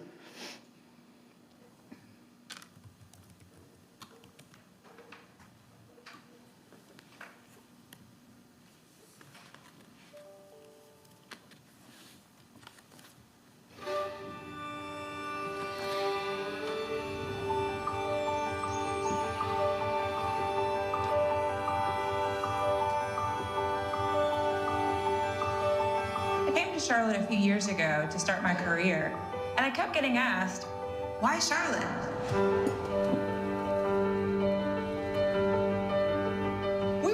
growing, and we needed a business-friendly city with a deep, diverse talent pool and a plan for the future. So, why Charlotte for our relocation? Why Charlotte for a new Major League Soccer team? Why Charlotte for our headquarters? Why Charlotte to grow my business and raise my family? Why Charlotte for my fintech startup? Why Charlotte for our new restaurant?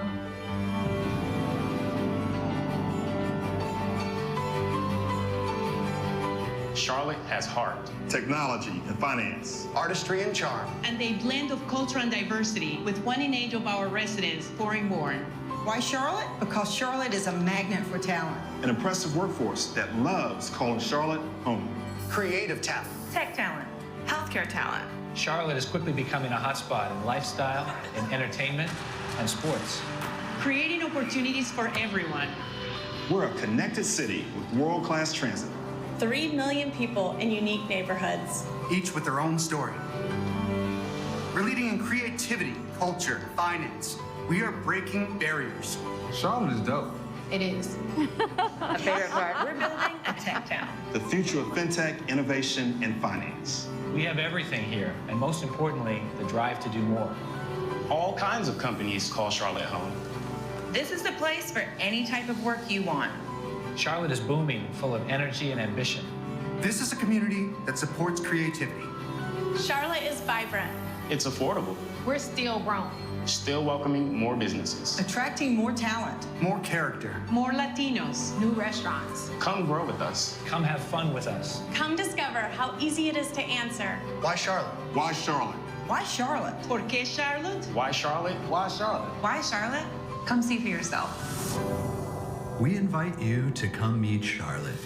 Visit charlotteopenforbusiness.com/meet Charlotte. Wow, well done. So I'm really proud of the team for pulling that together, but you hear the Why Charlotte, but the other important thing that's really happened since January is this Open for Business platform. And it's really, I'm gonna hit it multiple times, you'll hear me keep saying it this morning, but it's allowed us to kind of pull all the work we're doing, whether it be business recruitment, small business, or even the CARES relief, under one big umbrella. And so the video is intended, we get companies that ask us all the time, you know, I hear about Charlotte, I'm seeing headlines or companies are moving, but tell me more. And so this is kind of our teaser to pull everybody in to that. And we want to let the world know that we are open for business. In addition to business recruitment, we've been using incentivizing companies to hire local, along with many other initiatives that we'll cover throughout the day. And the next item under business recruitment or after business recruitment goes hand in hand, which is workforce development. And under this, we have done so much work. While it, again, probably is not what we set out to do in January, there has been a lot of great work that's been going on. We have under Open for Business, Workforce Partner Support Grants. We'll talk a little bit more about those today, but we had $2.5 million for grants, and we had applications for over $5 million for that. The Open for Business Renewed Training Program, the first cohort has 30 students in it currently, and the second cohort will start in the fall. The Opportunity Hiring Grant, the first one we gave was to Chime Solutions, and they are partnering with Central Piedmont to train insurance licensees for their new hires. So again, local hires. The Tech Talent Study, you heard me say earlier, 68% of last year's jobs that we recruited to Charlotte were in technology. We want to dive deeper and understand where are our gaps, where are our opportunities. And so we partnered with the Alliance to do a Tech Talent Study that's concluding right now, and we'll have a report out on that in upcoming weeks. And then Go Charlotte, you will hear more about that this afternoon when we get to our committees, but it's something that's really exciting around workforce development and kind of uniting workforce development efforts across our whole city. Small business. Pre-January 2020 this year, our team had already launched into a study about what do we do to unite the small business community? What is the city's role in small business? And the report, what came out of the report, in my opinion, was an insurmountable amount of work. COVID hit, and we actually ended up and I thank you all for allowing us to develop the strategy, the Open for Business platform. And what that has done is allowed us to unite the small business community, initially by putting CARES money out, but also in doing mentorship series, doing programs around resiliency, creating a dashboard to unite small businesses. And so while this was something that came out of CARES, this is something that really has united our small business community and will continue to feed into this even past CARES. So again, silver lining in just a very unusual world that we're living in right now. Access to capital efforts will continue to go on. We'll talk more about those with Sean a little bit later. Next is our corridors, and I am so excited about the work that we have done here and so proud of the staff and what they have done. You know, you all said and made it very clear that you wanted to do something different in corridors, and that's what we have tried to do. So with that, Councilmember Graham, he's already had his first event. Councilmember Watlington, we're already talking about her event in October for West Boulevard. Councilmember Newton, Eastland will probably serve as your kickoff, hopefully in November. Councilmember Johnson, we're talking about the 485 or the 85 and Sugar Creek Design Sprint. So this is really starting to move, and you all have seen a lot of the work. You wanted a different implementation strategy, and that's what we focused on to get to the real impact. I'm gonna let Donata play another video. Y'all have seen it, but I think, again, it's really important to highlight the work that we've been doing in the corridors.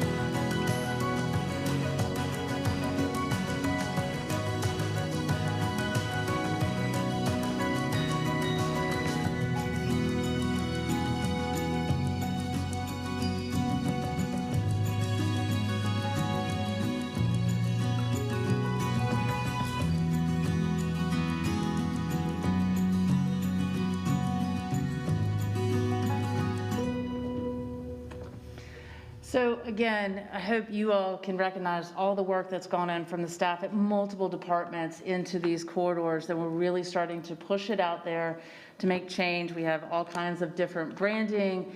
We have the videos, we have marketing, the events. I think let the community know that we are focused on these corridors.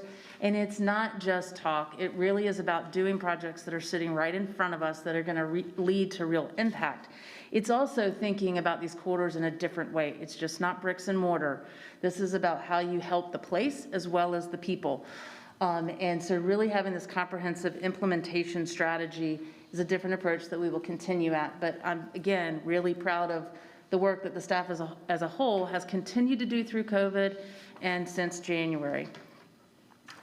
Next item we have is opportunity zones. And, you know, and I looked at the list and I kind of went down and I was checking off corridors, I was checking off business recruitment, and those are kind of easies. And I was like, I feel like we haven't done as much in opportunity zones as much, but we actually have. It rolls into our corridors work. And when you think about where our opportunity zones are, it's largely where our corridors are. And so currently, we're looking at and working on 7 different public-private partnerships in these corridors and in these opportunity zones. So it really kind of rolls into corridors as well. Yes. So are those public-private partnerships actually taking advantage of the tax benefits related to opportunity zones? A lot of them are, yes. So we're working with the special funds, and that's leveraging those investments? Yes. All right, thank you. I just wanted to say I had sent Jerron Smith a letter. I copied both Malcolm and Smudgy on this, and they have sent a note back asking for a phone call. So we've got a little 30 days now, 30 days to see what we can squeeze out of the federal government. Maybe more, but right now, 30 days. So they've been very responsive. I've called it our corridors of opportunity, mixing with, as Tracy said, our opportunity zones. Yeah, thank you, Mayor. Lastly, we had Eastland, that was on your list, and you will hear more about this throughout October. But we've made great progress on this, and we continue to make great progress. We are further than we have ever been on Eastland, and really just on the cusp of having a transformational project for the east side that we're excited about. The last thing that I will mention, just as kind of as a part of this, but not, we continue to follow closely just kind of the state of the economy as it relates to things that are going to impact economic development. Tourism, hotels, office industry, what's happening, what's in the tea leaves, and having a lot of conversations out, not just locally, but globally, and where do we see things going, and how does that impact Charlotte, so that we're on the front end of it and not on the reaction end of it.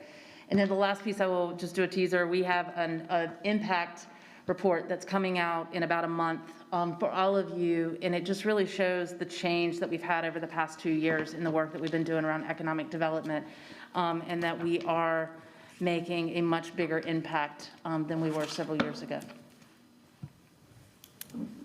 Renee, yes. Thank you for the presentation and the great work that you're doing. This is definitely an exciting committee to be a part of. I wanted to ask you, of those 6,300 new jobs that were announced, do you have a district breakdown of where those were? How many of those jobs were in the University District 4 area? Well, Councilmember Johnson, you got the bulk of them. Okay, that's what I wanted you to say, right? So it's safe to say University District is the home of the jobs, right? Okay.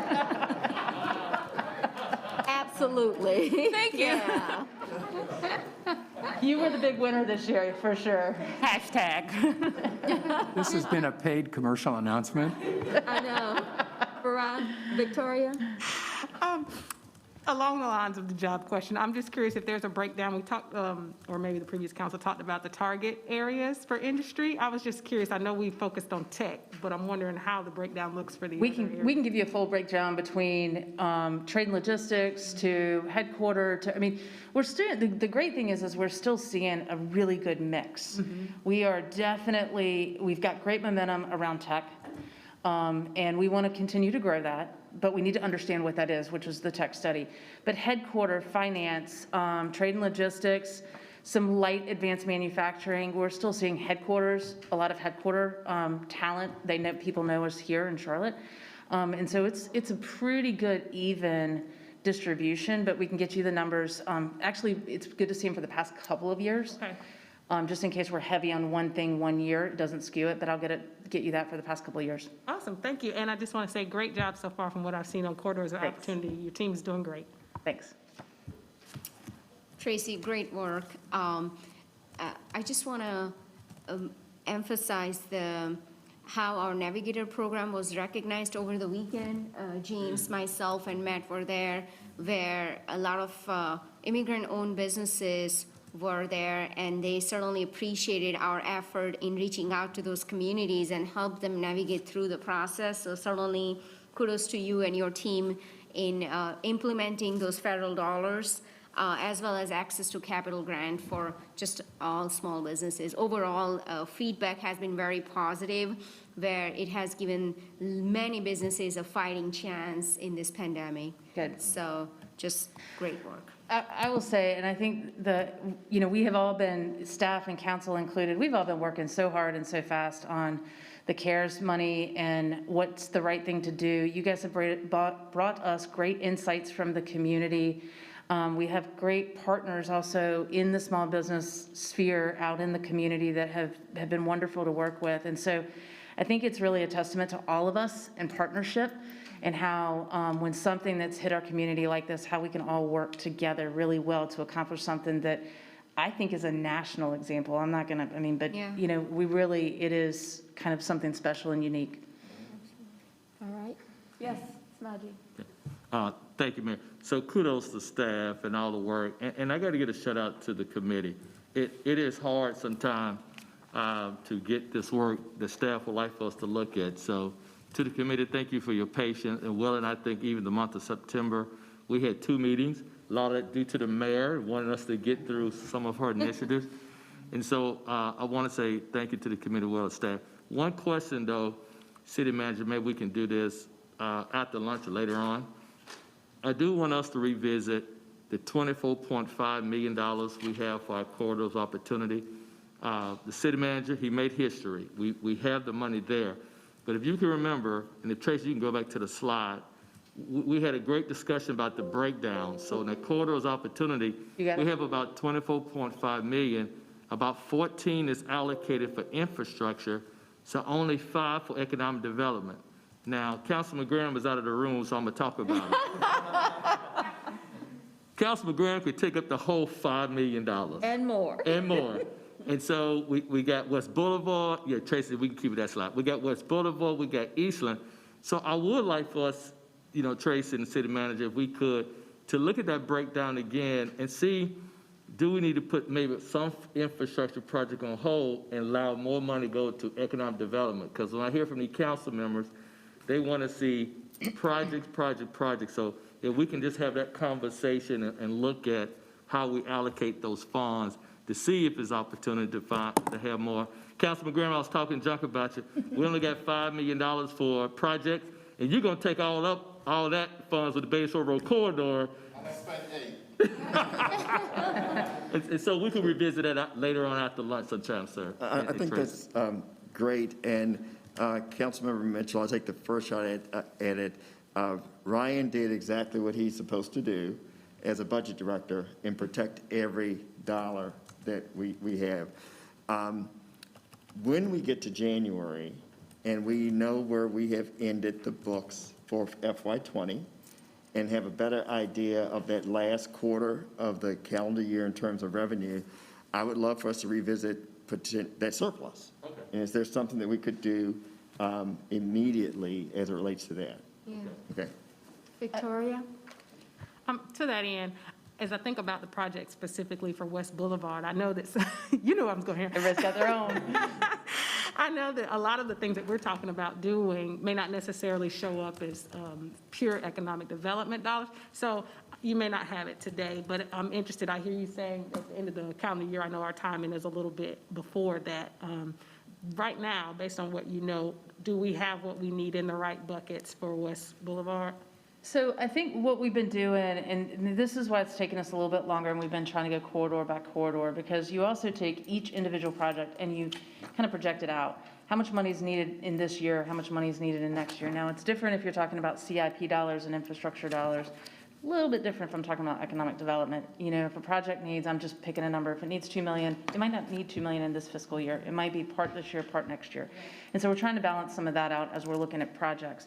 I think for what you have for West Boulevard and what we talked about last week, I think we've got a really good starting area that we can work towards on that. And then what we're trying to do is be in a position for the manager and for you guys that you can see out what we're projecting over a couple of years as it relates specifically to economic development. So, you know, this project gets funded, but this one doesn't, and it's kind of sitting in the queue or things like that. And so we're really trying to give you a balanced look and not make it feel like you've got to fight each other over the dollars or the corridors. And may I just add one more thing to that? And so we'll show a hand a little bit about what Ryan meant about that $3 million that is available that could be used in terms of safety-related issues. We could actually free up some of the funds that are in that $10 million. You keep taking 5 away from me. The $10 million on the operating side related to the corridors of opportunity, 5 for economic development. But can we backfill with the violence interrupter program with some of those savings? So we're going to have some moving pieces over the next few months that I think will give us some more opportunities. I wanted to add to this. I think working with the U.S. Attorney's Office and getting to know them really well in some of this area, it would be very helpful, because a lot of those funds come through the COPS program that they have, and if we could look at those, that would be perhaps an add. So combining the safety for the $3 million and then going to the U.S. Attorney's Office and saying, what can you help us do, would probably be a big plus too. Good.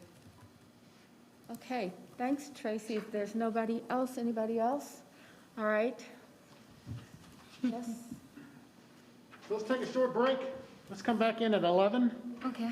It'll take us all the way up until lunch. We'll, just so you guys know, and have about 30 minutes to grab lunch from noon to 12:30, and then at 12:30, I think the governance presentation will come in. So So a we'll take 10 10-minute minutes. break is what Take you're 10 minutes saying? right now. Okay. We'll restart at 11.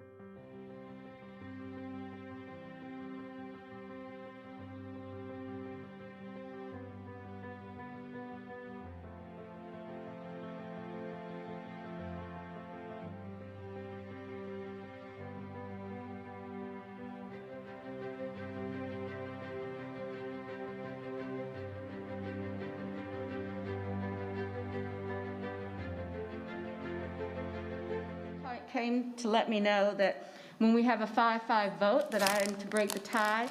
I am going to break the tie that we continue to proceed as we are right now. And so that's my vote to that. So now we're going to get lined up and get ready for COVID. Mr. Manager, are you introducing anything? Okay, so thank you, Mayor, members of council. Sean Heath will come before you again today to bring you an update of where we are with the CARES Relief Fund update, and our CFO, Kelly Flannery, is here to assist also. I'll just start off by saying that the last time we had a discussion about the CARES funding, we had $14.5 million that was in contingency, and much like in the May-June timeframe, we always said that we would come back in early October to discuss what we would do with any balances as it relates to any of the various pots. The great news is that $77 million has been set aside for community support, $64 million for city operations. Ryan discussed some of those earlier today. One of the things that you may have seen as you entered the building today is that we are transforming the building to make sure that when the employees come back, that they will be in a safe environment. And that would also allow us to build for the future. In other words, that as we deal with this, we are now much like many private sector firms that have tried to look at the built environment to make it safe so they can still be productive. We're doing the same. So at the end of the presentation, I will make some recommendations related to the last $14.5 million plus the $1 million of FEMA that was not allocated, but I just call that a straw man for today, and ultimately it'll be your decision as to how we go forward with the remaining funds. So with that said, we'll turn it over to Sean. Thank you very much. Good morning, everyone.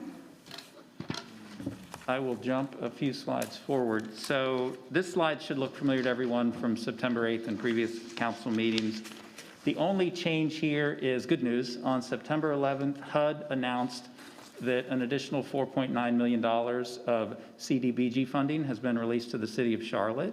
So that is now reflected in the small bubble near the bottom of the screen. The $17.5 million includes that new allocation from HUD, and the grand total in the large bubble includes that as well. So that 4.9 will not be a priority for discussion today.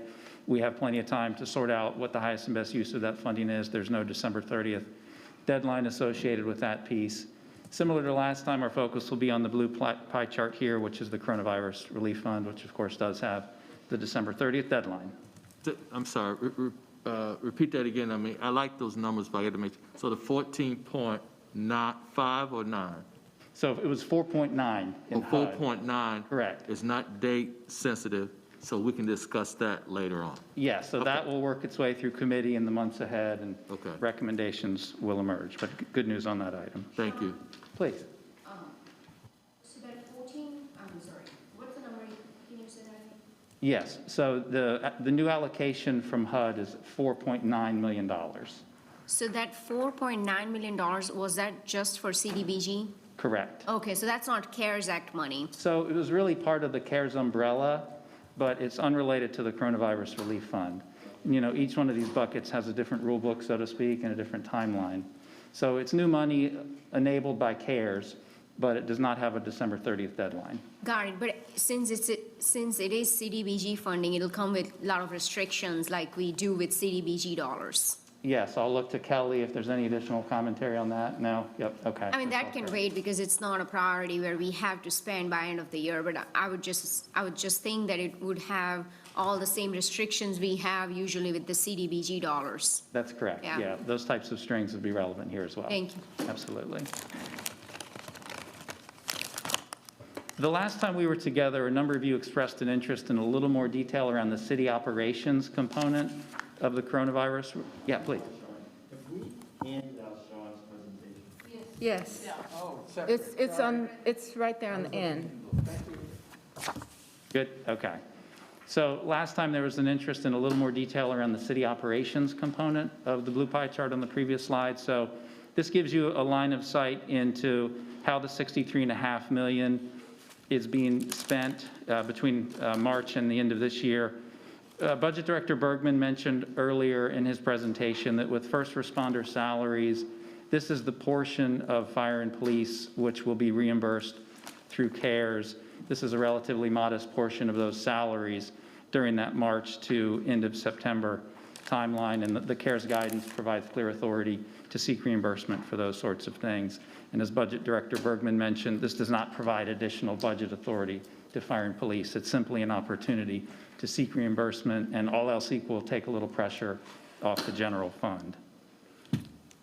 On premium pay, you'll recall the manager at the September 8th meeting mentioned the decision to continue premium pay through the end of the calendar year for a number of departments, just based on the nature of the work that they do, that this is warranted.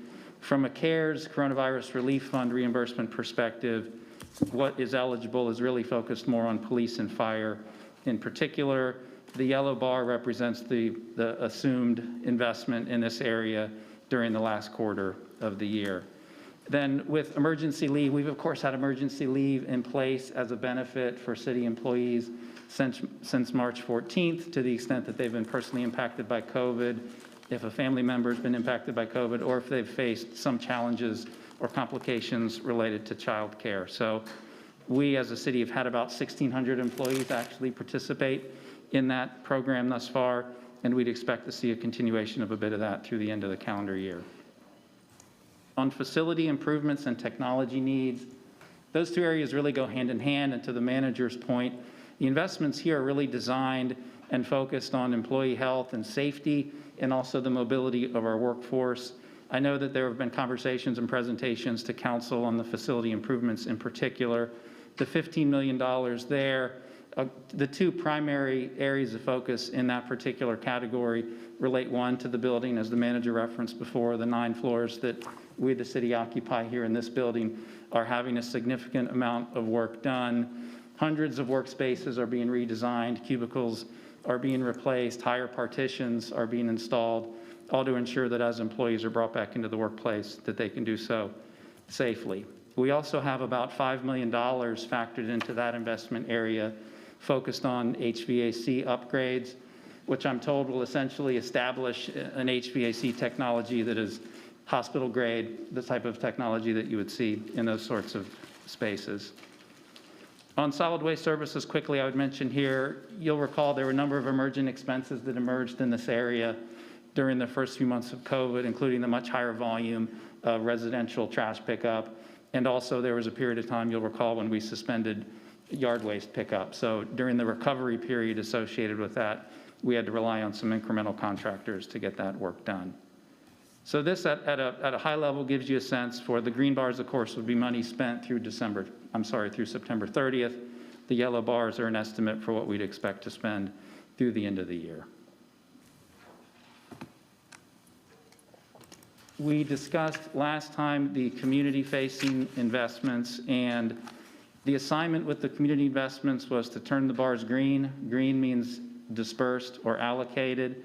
I'm pleased to report to you today that there's been significant progress made over the last month. I would draw your attention to the Survive bar, in particular with access to capital, the $30 million program being the vast majority of the Survive investments.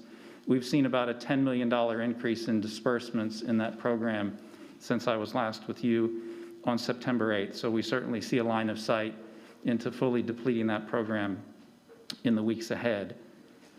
On the Thrive bar, you can see we've still got more wood to chop in that area, but of course, that's a portfolio of programs that was approved on August 10th. It takes time to design programs, to stand up programs, to open up application periods. So based on a number of conversations I've had with Tracy and her team, I think we've got a clear line of sight into how to spend that money smartly over the weeks ahead and over the months ahead.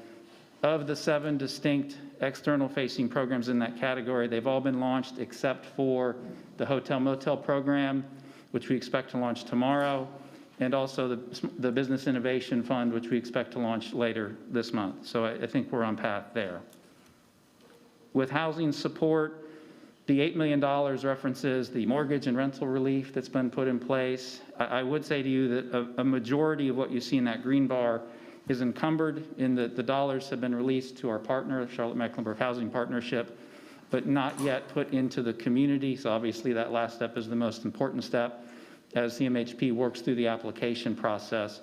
So more work to do there. Sean, can I A number ask of things that Pam, oh, I'm sorry, Can I ask yes. a question about the housing, and it may be something that we can hear, but what I hear from the housing support with CMHP, they're getting money out the door, but I also hear about the increasing number of evictions. Now, I know that community relations is in the middle of that. They're trying to do workshops, helping people get legal assistance and all of that, but somehow in my head, I see it as we've got money, but are we getting to the need that people are having? Are we educating people that are up for eviction court and getting them plugged into this money? I just wondered if there were some numbers around it or an amount around it. I'm just not certain. Yeah, I'll mention two things quickly, and then I'd like to invite Pam to come up here. Recently, there have been some changes to the application process to streamline the application process, and obviously we need to be sure we're smart about COVID compliance considerations for the CARES Act, that is. But we want to streamline the application process to the full extent possible. And then in partnership with the county, we're having conversations around how to enhance some of the marketing and promotion that we're doing to get the word out to the right people in order for them to take advantage of these opportunities. Pam, anything else you would mention on that regard? I just wonder about the idea of actually calling the Charlotte Apartment Association and making the landlords understand that this is available before we get to that place where you're layering eviction in. I know that getting an eviction really is a harmful thing on your record, so I'm just trying to figure out, are we doing enough prior to eviction? Yeah. Thank you, Mayor. The only thing I would add to that is we've worked extensively with the courts so that they will know of the community relations mediation program prior to getting to eviction. We also put flyers in the court earlier this summer, about 1,800 or so in partnership with CRC. Sean mentioned the additional marketing, and we are, the Charlotte Apartment Association, we continue to work with them. You'll recall Kim Graham, she was on our housing task force eviction process as well. And then we hope the media blitz that we're gonna do, that will help us to continue to reach people as well. And we're reaching back out to people who we weren't able to help earlier prior to streamlining our processes. So we're trying to get the word out, knowing that there's a moratorium on evictions, but we don't want people to get to the end of that moratorium because the rent will still be due. I'm just going to say one other thing. When we did some of the work around housing from the Bloomberg grant, there was a young man that went out to private sector because most rental properties for people in this price range are owned by single people that are one owner that may not actually be a member of the apartment association. I just really want to hone in on those folks so that they know that they don't have to do evictions. They may be waiting to see what's lifted, but we should know those owners of, you know, the 10 unit or the 25 unit places so that we can get some information to them. And I don't know exactly how, but I think that's an important aspect of this work. Points well taken, and we'll continue to make sure that we're reaching out to the right people, to those smaller businesses. Like the as well. social serve folks? Yes, Okay, ma'am. good. Dimple, did you have something? Yes. I just wanted to follow up for you, Pam.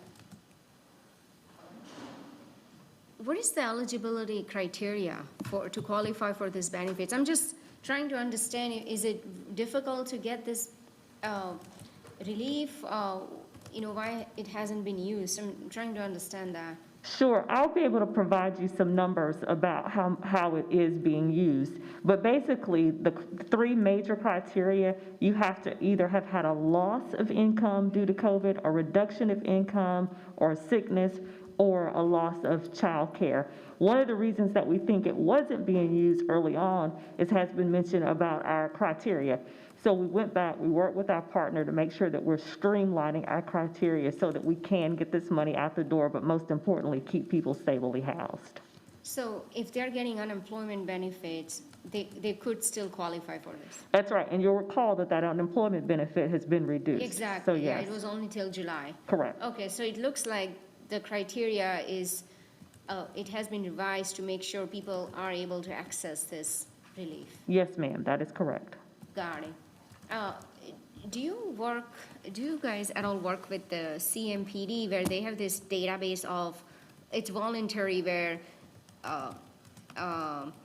unit owners or housing providers are registering with the CMPD, where they might have an access to very comprehensive data set?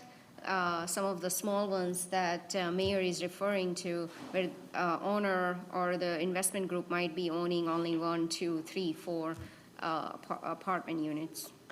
I won't say, Mrs. Ajmera, so I think what you're referring to is the rental registration database.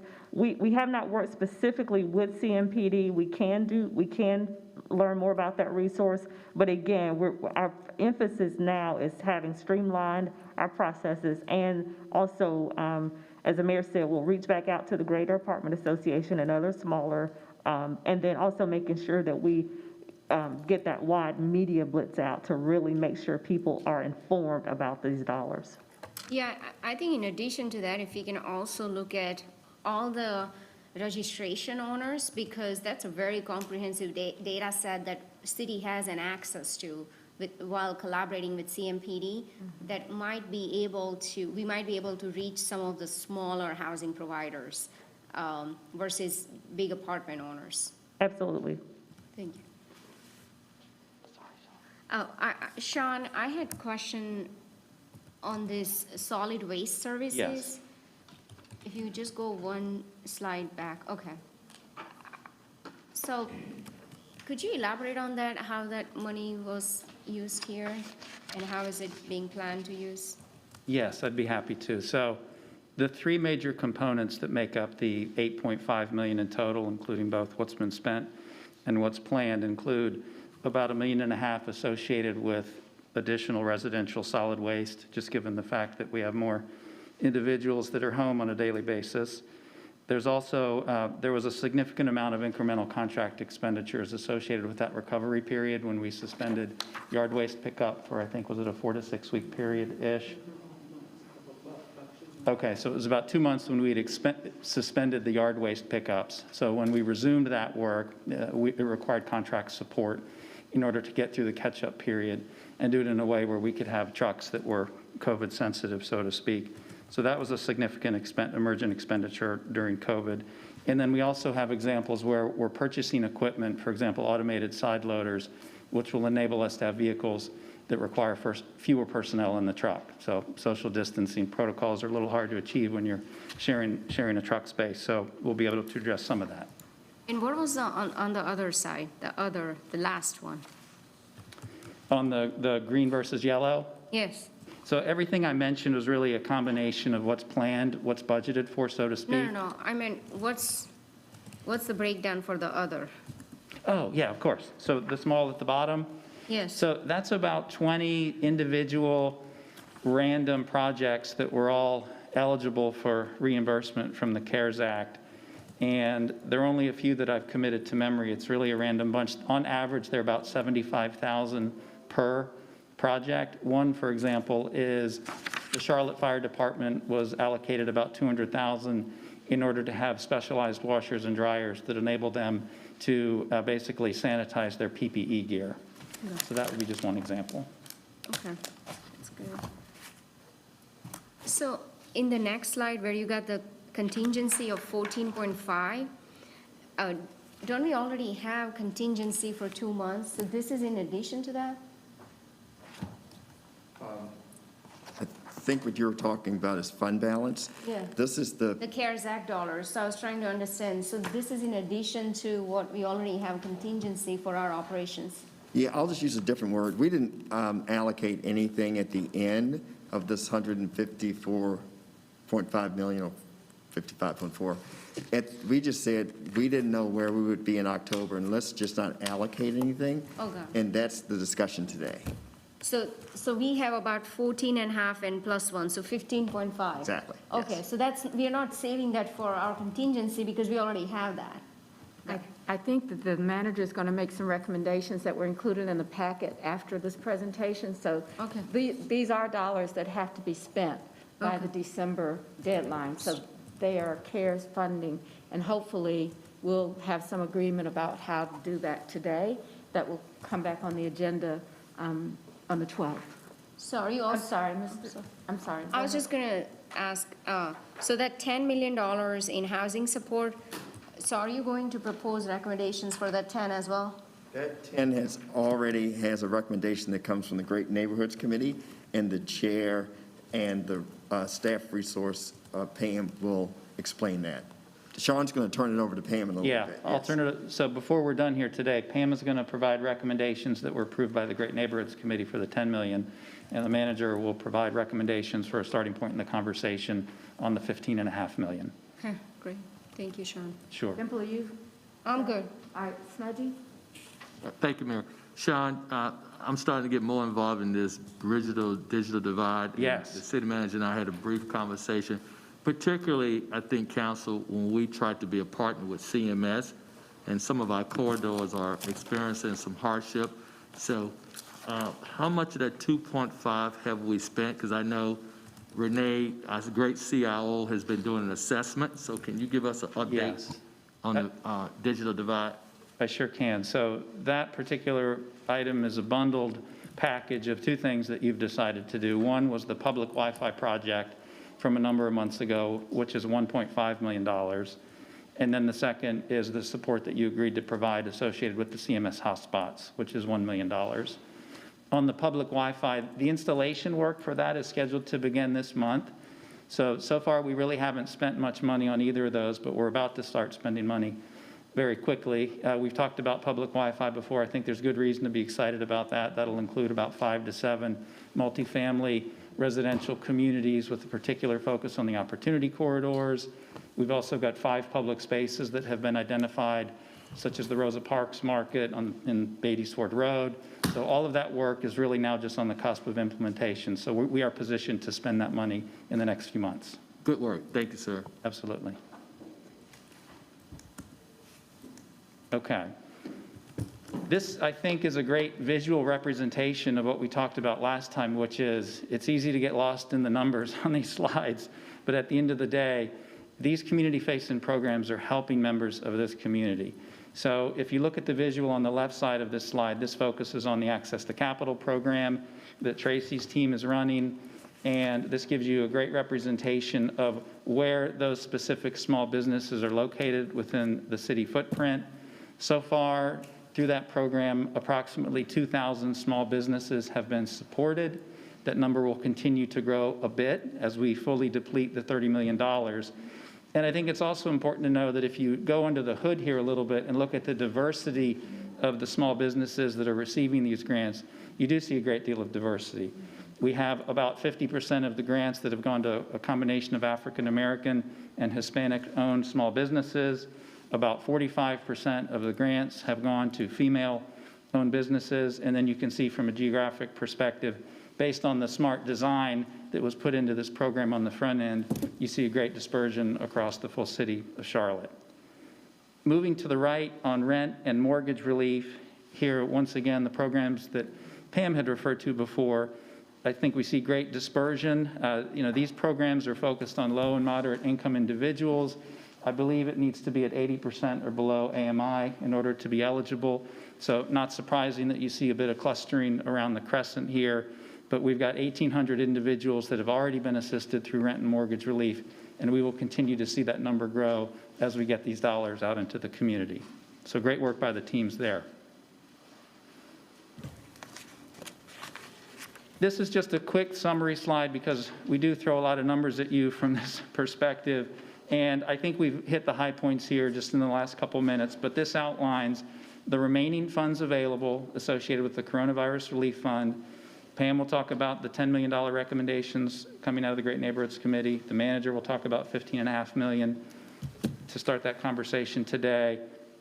I made reference at the beginning of the slides that at the bottom you can see the 4.9 CDBG dollars, which will sort out in the months ahead.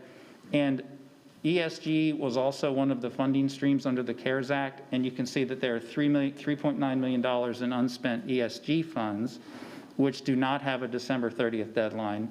which will also work their way through the committee process in the months ahead. So neither of those items at the bottom are intended for in-depth discussion today, but wanted you to be aware of it. A couple questions? Yeah, thank you. Can you go back a slide just for the map of the rent and the mortgage relief? I wanted to know if you have a breakdown of how much has been rental assistance and how much has been mortgage assistance? We do, for certain. I don't have anything that's presented visually here, but I'm certain we can get our hands on that very quickly. Pam's got it, even better. Yeah. Can you share a little perspective on it?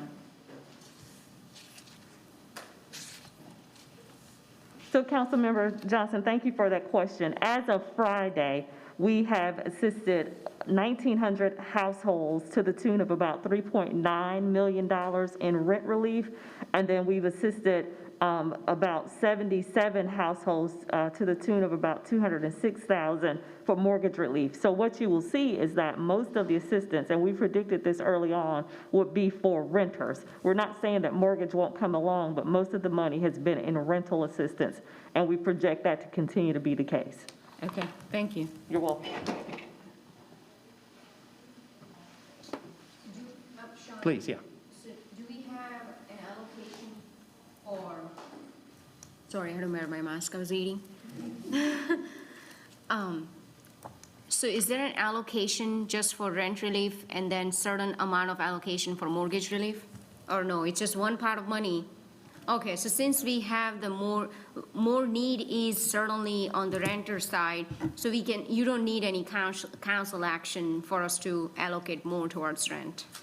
Well, that's gonna be part of the conversation. It's just one pot of money. Yes, the $8 million, the initial allocation was set aside for any combination of rent and mortgage based on how the market responded. Great. Yeah, but there's greater need out there, which will be part of Pam's recommendation around the remaining $10 million. And it's Pam's turn here, so welcome up here.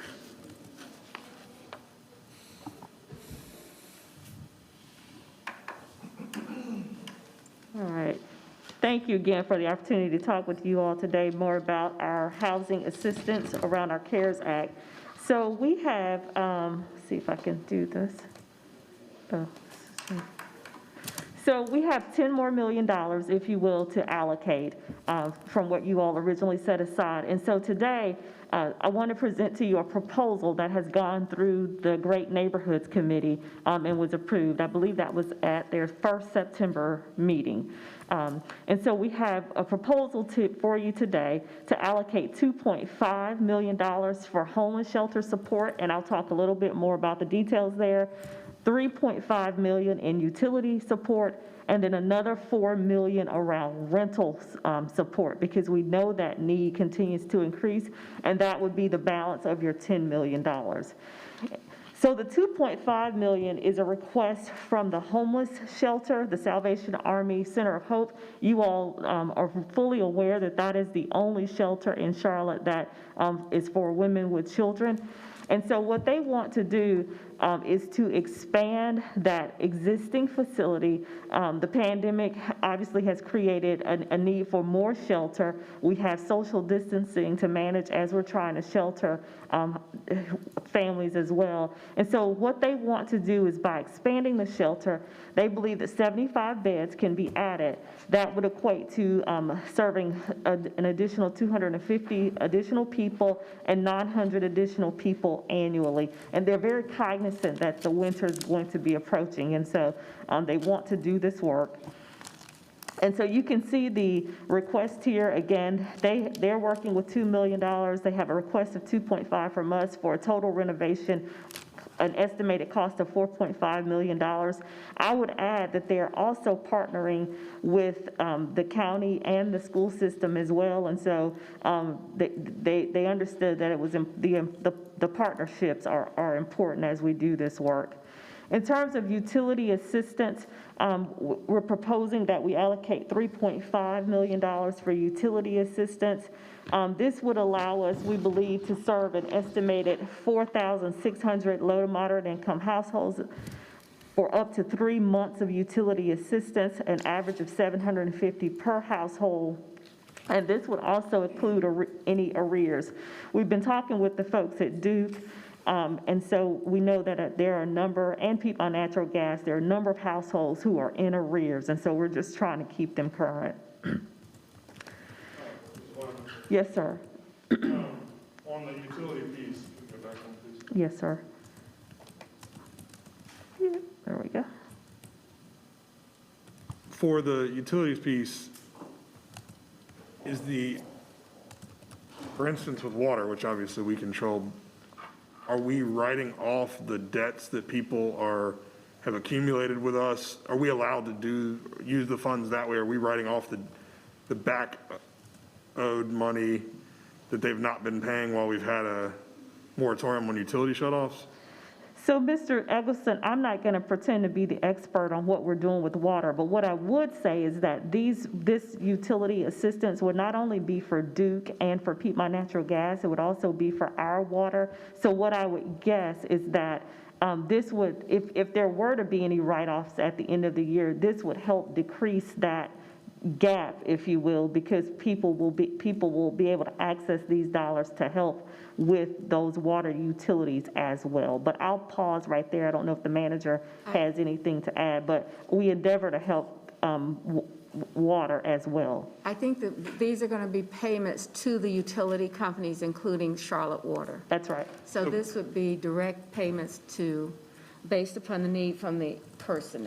And Mr. Jones, if I've said that incorrectly. Yeah, I think I'd prefer to have the city attorney or the CFO to speak to that. I'll tell you what I'm getting at, and then I am curious whether it's a payment towards past due bills or exactly the mechanics of the accounting for that. But I would imagine $3.5 million will go pretty quickly, even if you just looked at back due bills on Charlotte Water and Charlotte Stormwater Services. So I hope we will continue to put some positive pressure on Piedmont Natural Gas, Duke Energy, and frankly, internet service providers as well, that they continue to find ways to extend assistance to people that are in need of it, because I do think we should be looking at internet as an essential utility now more than ever. So, again, I don't know exactly what rules or restraints are on how this money is deployed, if there's preference given to private utility companies versus the public utilities. Kelly, I think. I guess I'm a little sensitive to the term write-off. That's an accounting term. So how that money gets allocated, I think, is really up to Pam and her team and the water team and where the need actually is. But it would be payments on behalf of customers, not a charge off the water books. But settling their overdue, the payments that have been accruing while we've allowed for folks to fall behind. Mm-hmm. Yeah. And is there any specificity around whether those payments, they can go to a private utility or a public utility and there's no preference, or? So there is some lack of clarity, I guess I would call it, in the guidance around whether or not, because we operate the water system, the revenue replacement, the city attorney and his team is opined and feels like we can pay customers money, with these dollars. So we're comfortable with that. But as far as the allocation and what portion goes to Duke versus Piedmont versus the water, it's just based on need. Unless you want to come up with a different plan. Well, no, I just hope that our private utilities out there will, and they have been, to their credit, but I hope they'll continue to find ways to provide assistance, because, again, in a city of nearly 1 million people, if you've got, 5 different utility bills, which most everyone would, $3.5 million is going to get sucked up pretty quickly, so. I think that's a great point. What we're doing now is thinking about that, so we'll have a discussion after this is a recommendation, and I guess there's a process that has to be established for it, but right now it would be the recommendation for the $3.5 million to go into that, but we can always change that. Again, it's a discussion today, and the votes wouldn't be taken until the 12th. So we have some time to come back to that one. I'm sorry, Matt? Pam, I had a question on a separate item. The homeless shelter support piece, the Salvation Army Center for Hope expansion request. I think that this is a very important endeavor, making sure that that women and their children have roofs over their heads that might otherwise lose it because of the pandemic. I also know, and the Salvation Army, certainly a reputable organization. I know that there are other organizations doing this type of work in the community as well. And just wanted to ask, have we looked at any other organizations doing this type of work, and maybe kind of the price points there, just to make sure that we get the most benefit for our dollar in that regard? So, Mr. Newton, I think you're referring to kind of maybe one of the organizations that you and Mr. Heath and I have had some exchange about. So we have ESG dollars that you guys will have a conversation about later. Those are federal dollars, and so to the extent that organizations can meet those federal guidelines, we are happy to work and partner with other organizations, because we all know that there's a lot of need out there. Absolutely, that'd be fantastic. Thank you. Thank you, sir. And so just the last point on this slide, rental assistance. We are recommending another $4 million in rental assistance. We all know that eviction rates are expected to increase when that moratorium is lifted. That this impact has had an immediate impact on low to moderate income renters in Charlotte, and will continue to do that. I wanted to share that we also got to this recommendation. You may be aware that the UNC Urban Institute, they recently released a draft report, and really what they looked at in that report was extremely low income renters. And they looked at a couple of metrics: how much it would cost to cover the rent for folks, 100% of the rent, all the way down to 30% of the rent. And the need is great, right? We're never going to be able to solve it with just the city, as you all would often hear me say. So we're working. We want to continue to work in this arena. So again, we're proposing adding another $4 million to the existing program that you already have, that's being administered by the Housing Partnership. And again, we want to continue to keep people housed, keep them as current as we can on their rent. And as I said, this went to the Great Neighborhoods Committee. It's now for your consideration today. And as soon as you all are ready, we'll continue getting this money out the door. And with that, I'll stop. Madam Mayor. Mr. Graham, yes. Thank you for the presentation, and I just wanted to make a comment more than a question, and just again remind council that these recommendations are consistent with the recommendations that came from the COVID-19 Housing Task Force. They have also been adopted by the Great Neighborhoods Committee, and they're consistent in terms of where we think the issues or the investment needs to be made in the community, in reference to certainly doing our fair share and working with Mecklenburg County to support homelessness in our community. We've done a lot of work in terms of spending resources this year in a supportive role, working with the county in that endeavor.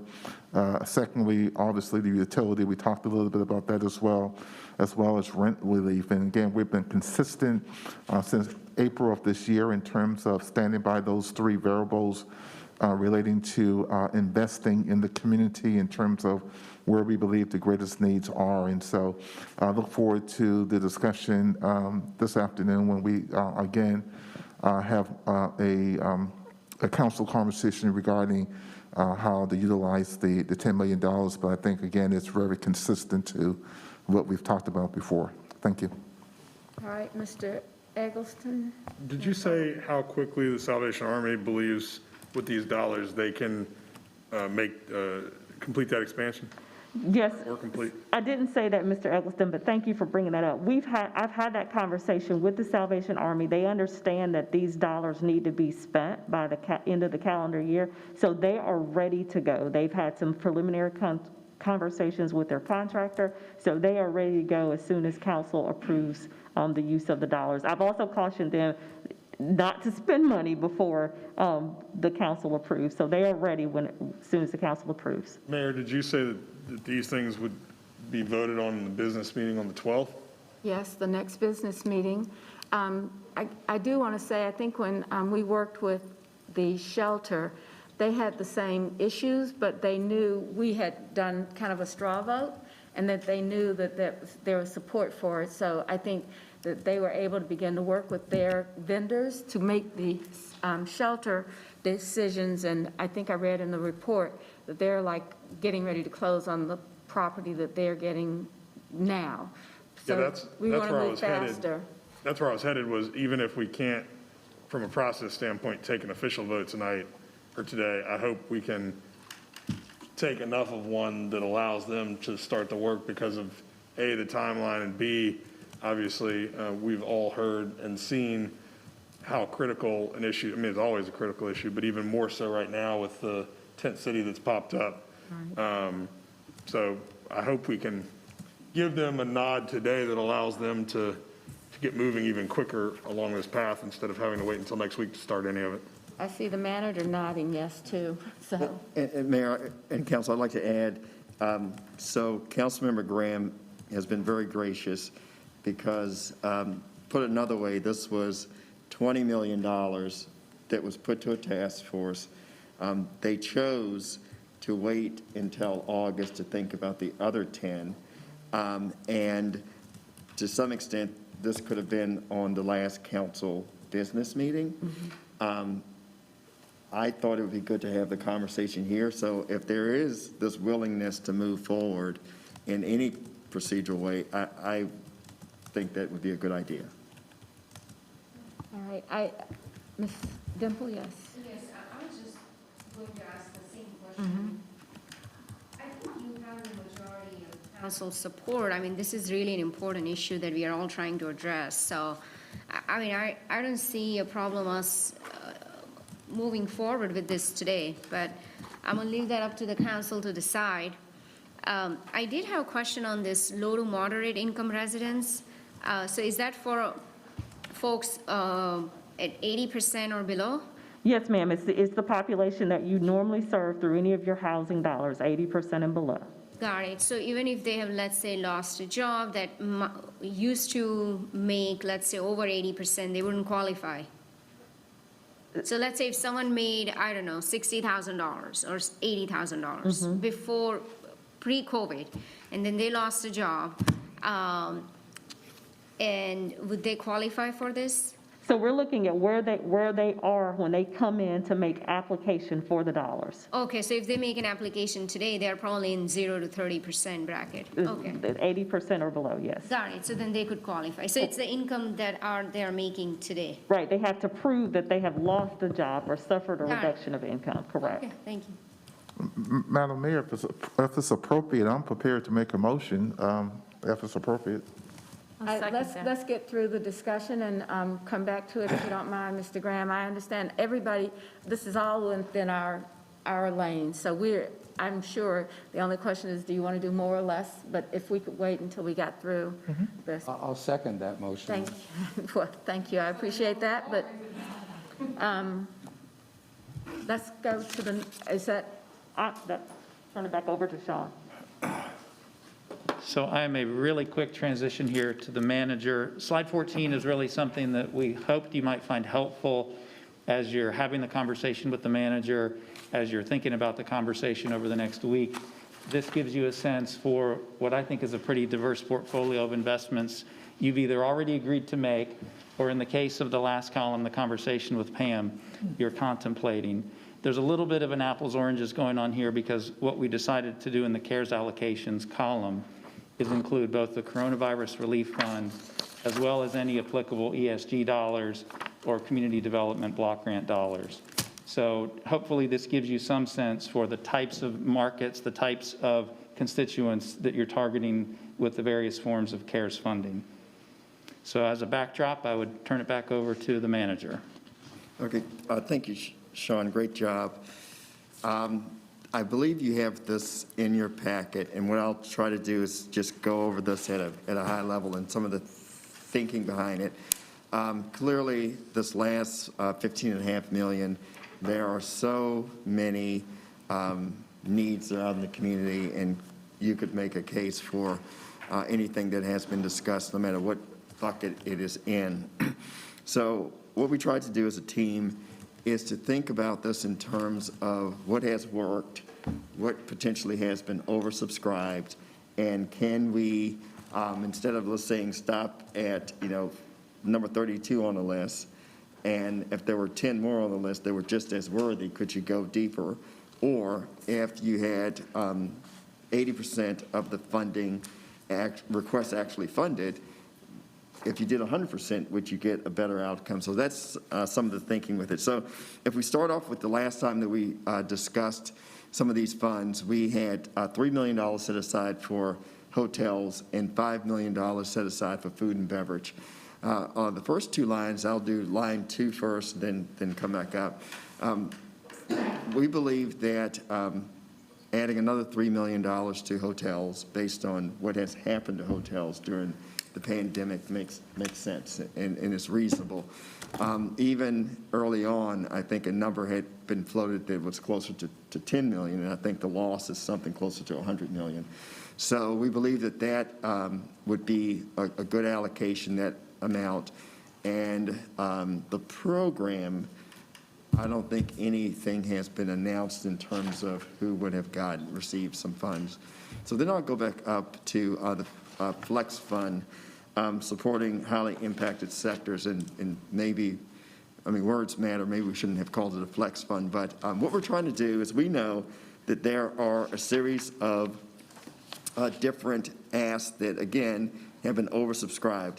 Small business oversubscribed. Food and beverage, the allocation is $5 million. We hit that $5 million. Workforce development partner support, there may be a discussion about that a little bit later today, but even with that, the allocation has been oversubscribed. And then this body talked about indoor music venues, and I think there's an allocation close to $500,000 to support that. So in this area, the concept would be, because these things are working, and there are some folks who are outside looking in, could we just go further in to these areas to help with funding? The arts organizations, in this one, I actually went back to a February 5th presentation that we made to council about the overview of city support for Charlotte arts. And it was interesting, I believe a couple of council members made the point that it's not $3.2 million that the city puts towards arts in the community. That's just an allocation of the Arts and Science Council. It was closer to $13 million when you start to think about the debt that we're carrying, the allocation to Arts and Science Council, as well as maintenance of these city-owned buildings. So the concept here is between the city, county, and the private sector. There was a $3 million allocation put together for an array of these arts organizations. My recommendation to you today is going to be to match that $3 million, but to have it more targeted towards those entities that use our facilities and our facilities, because if we're not doing that, we will get to the April-May timeframe and we will have a tremendous ask, because even before the pandemic, I believe the ask was $7 million. So again, trying to get ahead of this is probably not the right word, but trying to address some of this makes sense. And even if you start to think about Thrive, a lot of those is an overlap between Thrive and our venues. So I believe this makes a lot of sense. Nonprofit organizations, this is the only thing that's new in terms of funding that we've done before, but I believe this is important because what we're finding is many of our nonprofits have not received any of these allocations. And I have been working with Michael Marsicano and Brian Collier to try to figure out what are those organizations that are consistent with the goals and objectives of this council. And some of those organizations which are listed as safety and security, equity, inclusion, and social justice, housing and neighborhood development, and the environment. So the thought process there is if we could put $2 million towards it, run it through the COVID-19 response fund, which Michael is going to come in today and talk a little bit about the success of that. I think the mayor's on the steering committee. I think Councilmember Graham is actually a part of the selection process. But I believe that that would fill a void that has been recognized up to this point. And then lastly, the digital divide. And again, we would love to put more into this area. It's back to the concept of what can you get done before the end of the year. And Sean has done an outstanding job with looking at other ways that we can deploy these funds. If this were Friday, it would have been $1 million, but over the weekend, we're just being realistic of what we think we can deploy.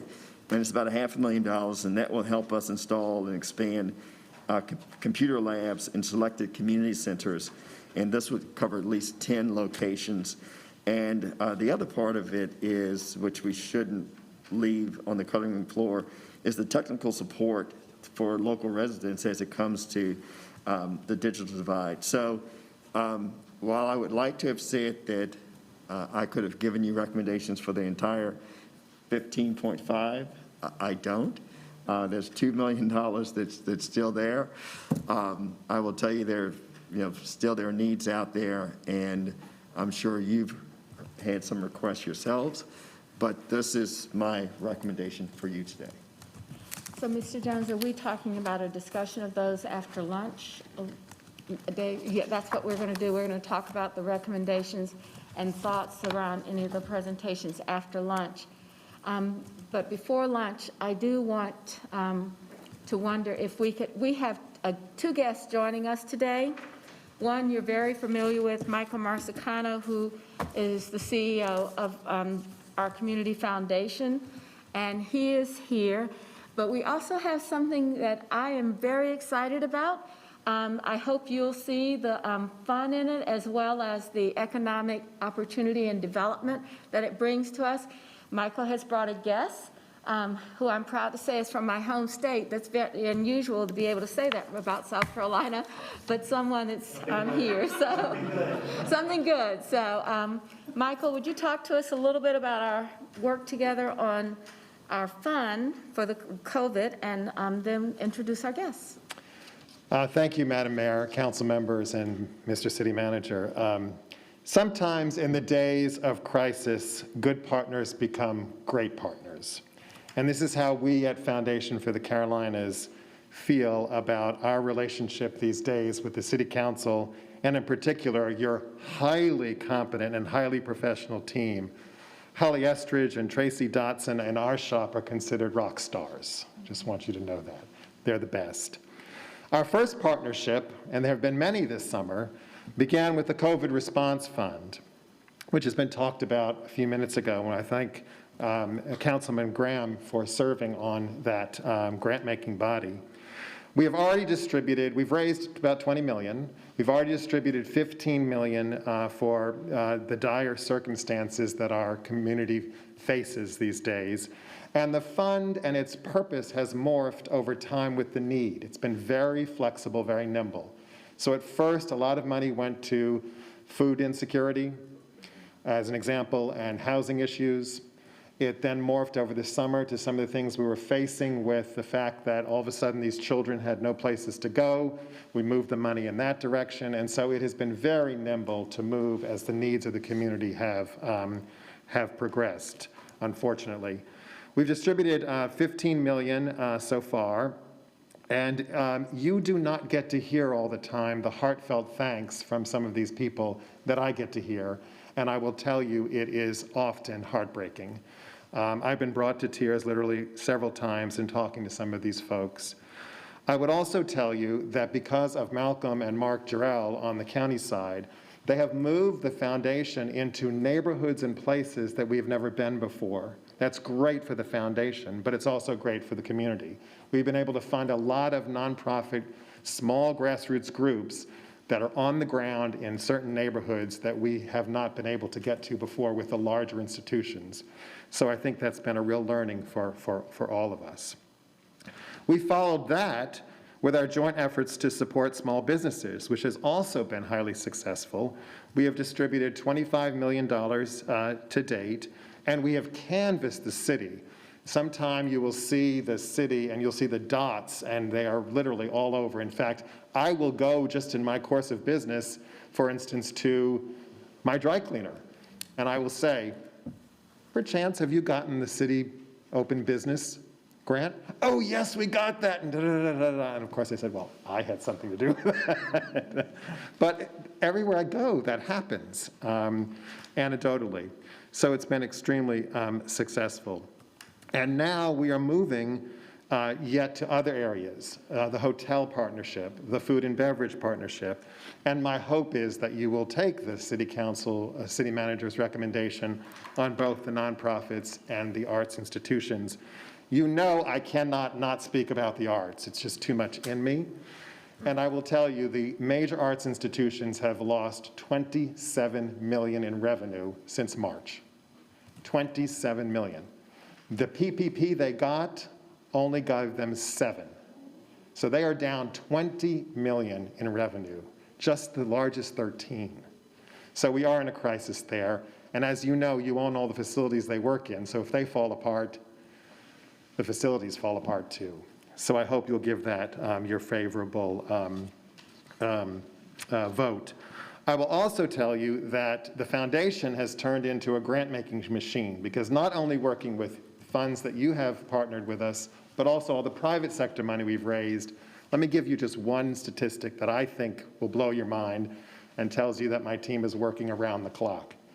In all of 2019, the foundation awarded 20,000 individual grants.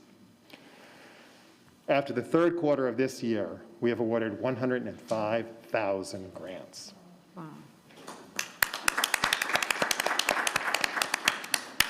So that's a quick update on a lot of work. Having said that, that's not originally why I come before you today. Ever since the onset of COVID-19 and the tragic murder of George Floyd, our city has been challenged on multiple fronts that we're all talking about today.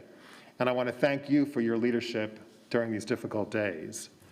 But with all the turmoil around us, we must pause to celebrate good news when it comes our way. And the good news in this day is my good friend, Charles Randolph Wright, and he has a good news story to tell. Charles and I enrolled as freshmen at Duke University as pre-med students. Fortunately for the medical world, I did not end up a physician. Fortunately for the global artistic world, neither did Charles. Charles and I lived in the same dormitory at Duke and became very close friends. He was also good friends with my Duke graduate wife, Leslie, though he knew Leslie before I knew Leslie. They were big in Duke theater together. One spring, Leslie and Charles rode down from Durham to Carowinds together, auditioning for the summer performing stages at that entertainment venue. Both were rejected. Leslie went on to Divinity School, where one could argue she uses her theatrical training in the pulpit. Charles went on to Broadway. So much for Carowinds. Charles is Broadway royalty, beginning his career as a member of the original cast of the Broadway musical hit Dreamgirls.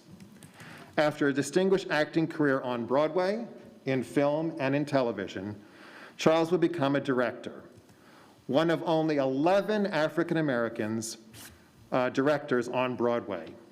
He opened the acclaimed Broadway hit and directed it, Motown the Musical. And when the Motown musical toured, it was his birthday, he came down, and we had a great birthday celebration after attending that night. He staged the national tour of Porgy and Bess. A multi-talented artist, he is also a screenwriter, a playwright, and a producer. In 2010, he received the prestigious Robinson Award, and in so doing, joins the company of Sidney Poitier, Ruby Dee, and Lloyd Richards, just to name a few. This brief list of credentials only scratches the surface of this artistic machine in Charles Randolph Wright. I encourage you to look him up on Wikipedia and read his full bio. But why am I telling you about all this today? Charles and his good friend, Oprah Winfrey, she's on speed dial, are co-producing a television series here in Charlotte. And our city is not just a backdrop. To tell you all about this incredible opportunity for Charlotte, I give you my dear friend Charles Randolph Wright, who, by the way, calls Charlotte home, having grown up just across the state line. Charlotte.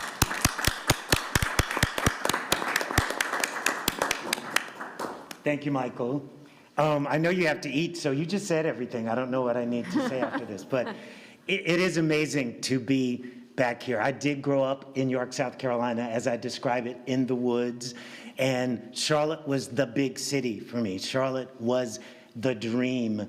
And I often say, geography does not limit your dream.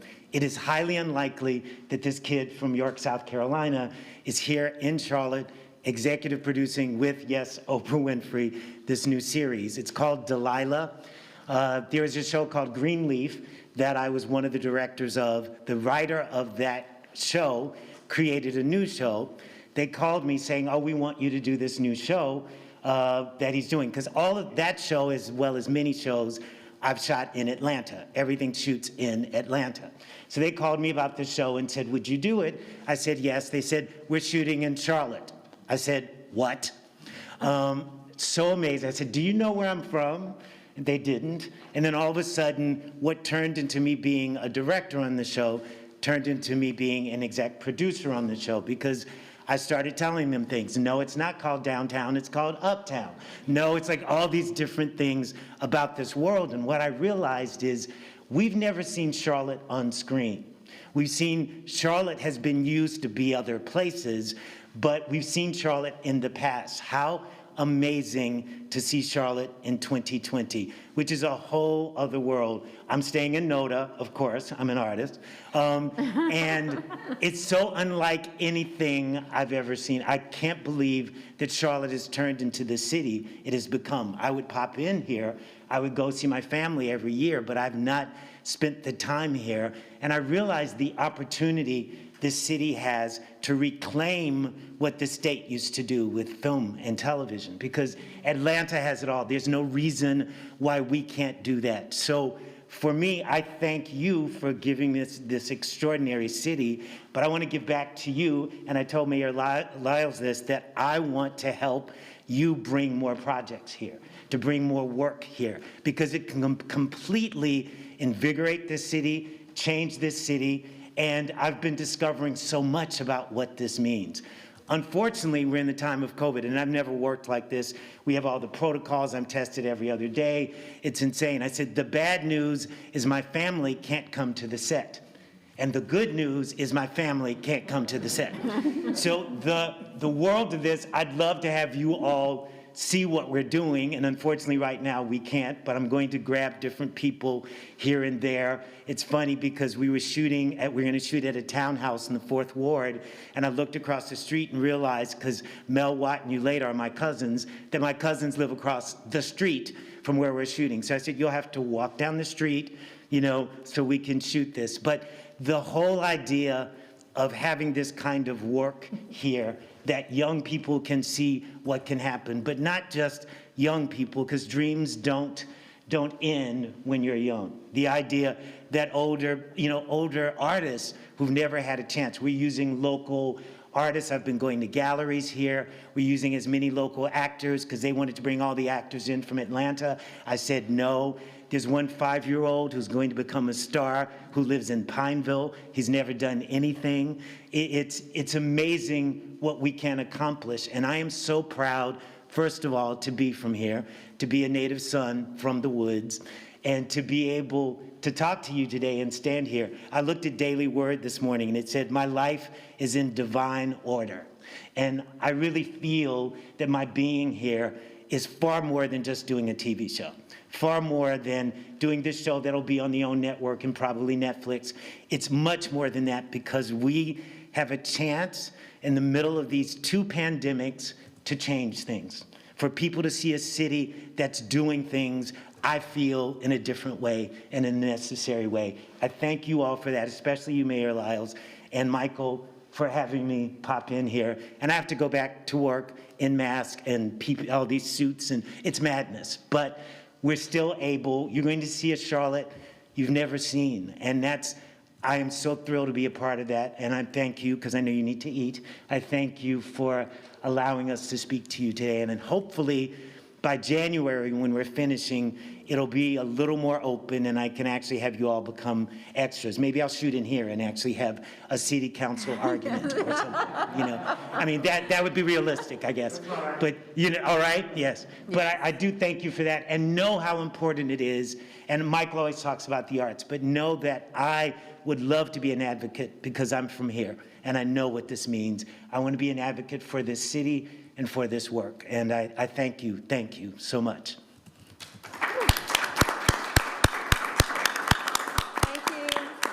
Thank you very much for coming by.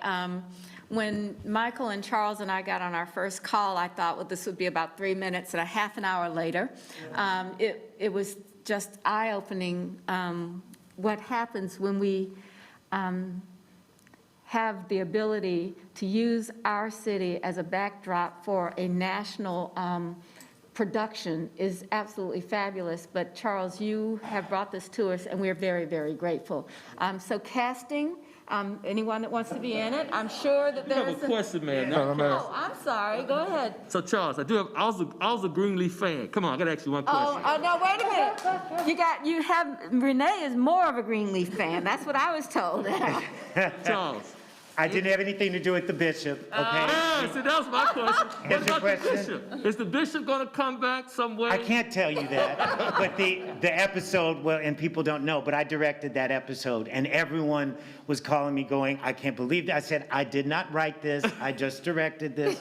But the kind of energy of Greenleaf is what this, and quickly, the story is about two Black female lawyers in Charlotte, one who has a small firm, one who is in a high-rise uptown, and their best friends grew up together, went to college together. What ends up happening, another friend of theirs becomes a whistleblower in a case, and they end up on opposite sides of the case at the same time that one's getting married and the other one is the maid of honor.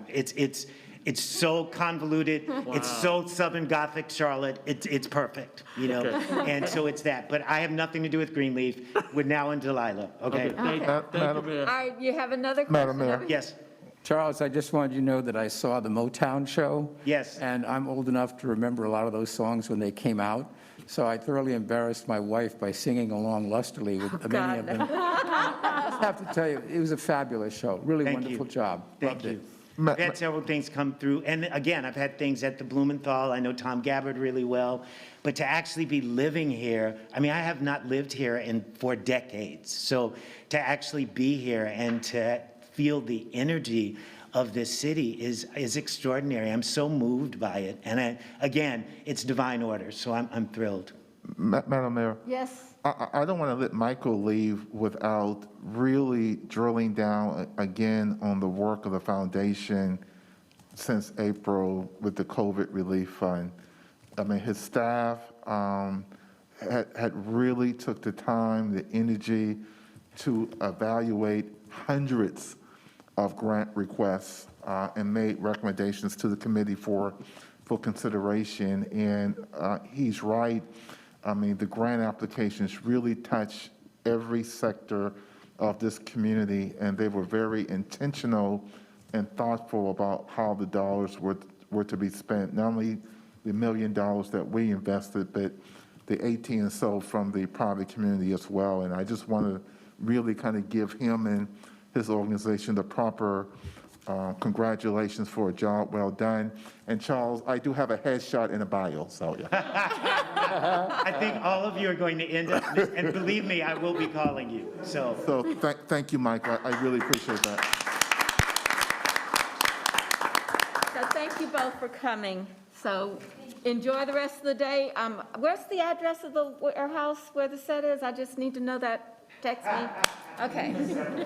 All right. We built a studio we're on Raleigh Street. We took a warehouse and we created our own studio there. So That's awesome. I hope it remains that. That's the point that and you know, support the show and we'll be here for years. That's the other, like. That's it. So, you know, thank you. All right. I love seeing all the different people in this room too, like like this is Charlotte, like every type of person is in this room. That's very exciting.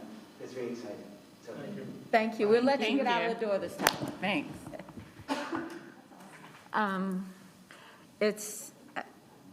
That is just, I can't really tell you, we haven't had the ability to have a production like this in a long time. And I understand season 1 and season 2 are banked. So that in itself is something that we should be very proud of and grateful for Charles for bringing and focusing on. It's just the coincidence of location. Because we didn't do any gifts or nothing. This is their choice. So thank you very much. So David? All right, we're going to break for lunch briefly and then go grab your lunch, come back in. We're going to have our conversation, this discussion about these things. I'm looking for a confirmation. So, what I was saying is that I think that we need to definitely say preliminary what we're approving and then put it on the agenda on October the 12th. That'll allow for people to comment on it as well, to be able to speak to it if they choose to. But I also think the head nod, and I was asking the manager how, if we gave the majority vote or preliminary vote today, would that help us, particularly in the issue that I think that Dimple and Larkin raised about the shelter being Yes. placed under contract? We need to move. Let's do it. So grab lunch, come back in, we'll keep going. We'll then have our governance conversation. Then we'll take a slightly longer break for the afternoon before we get into the CARES Act stuff, or Safe Community stuff.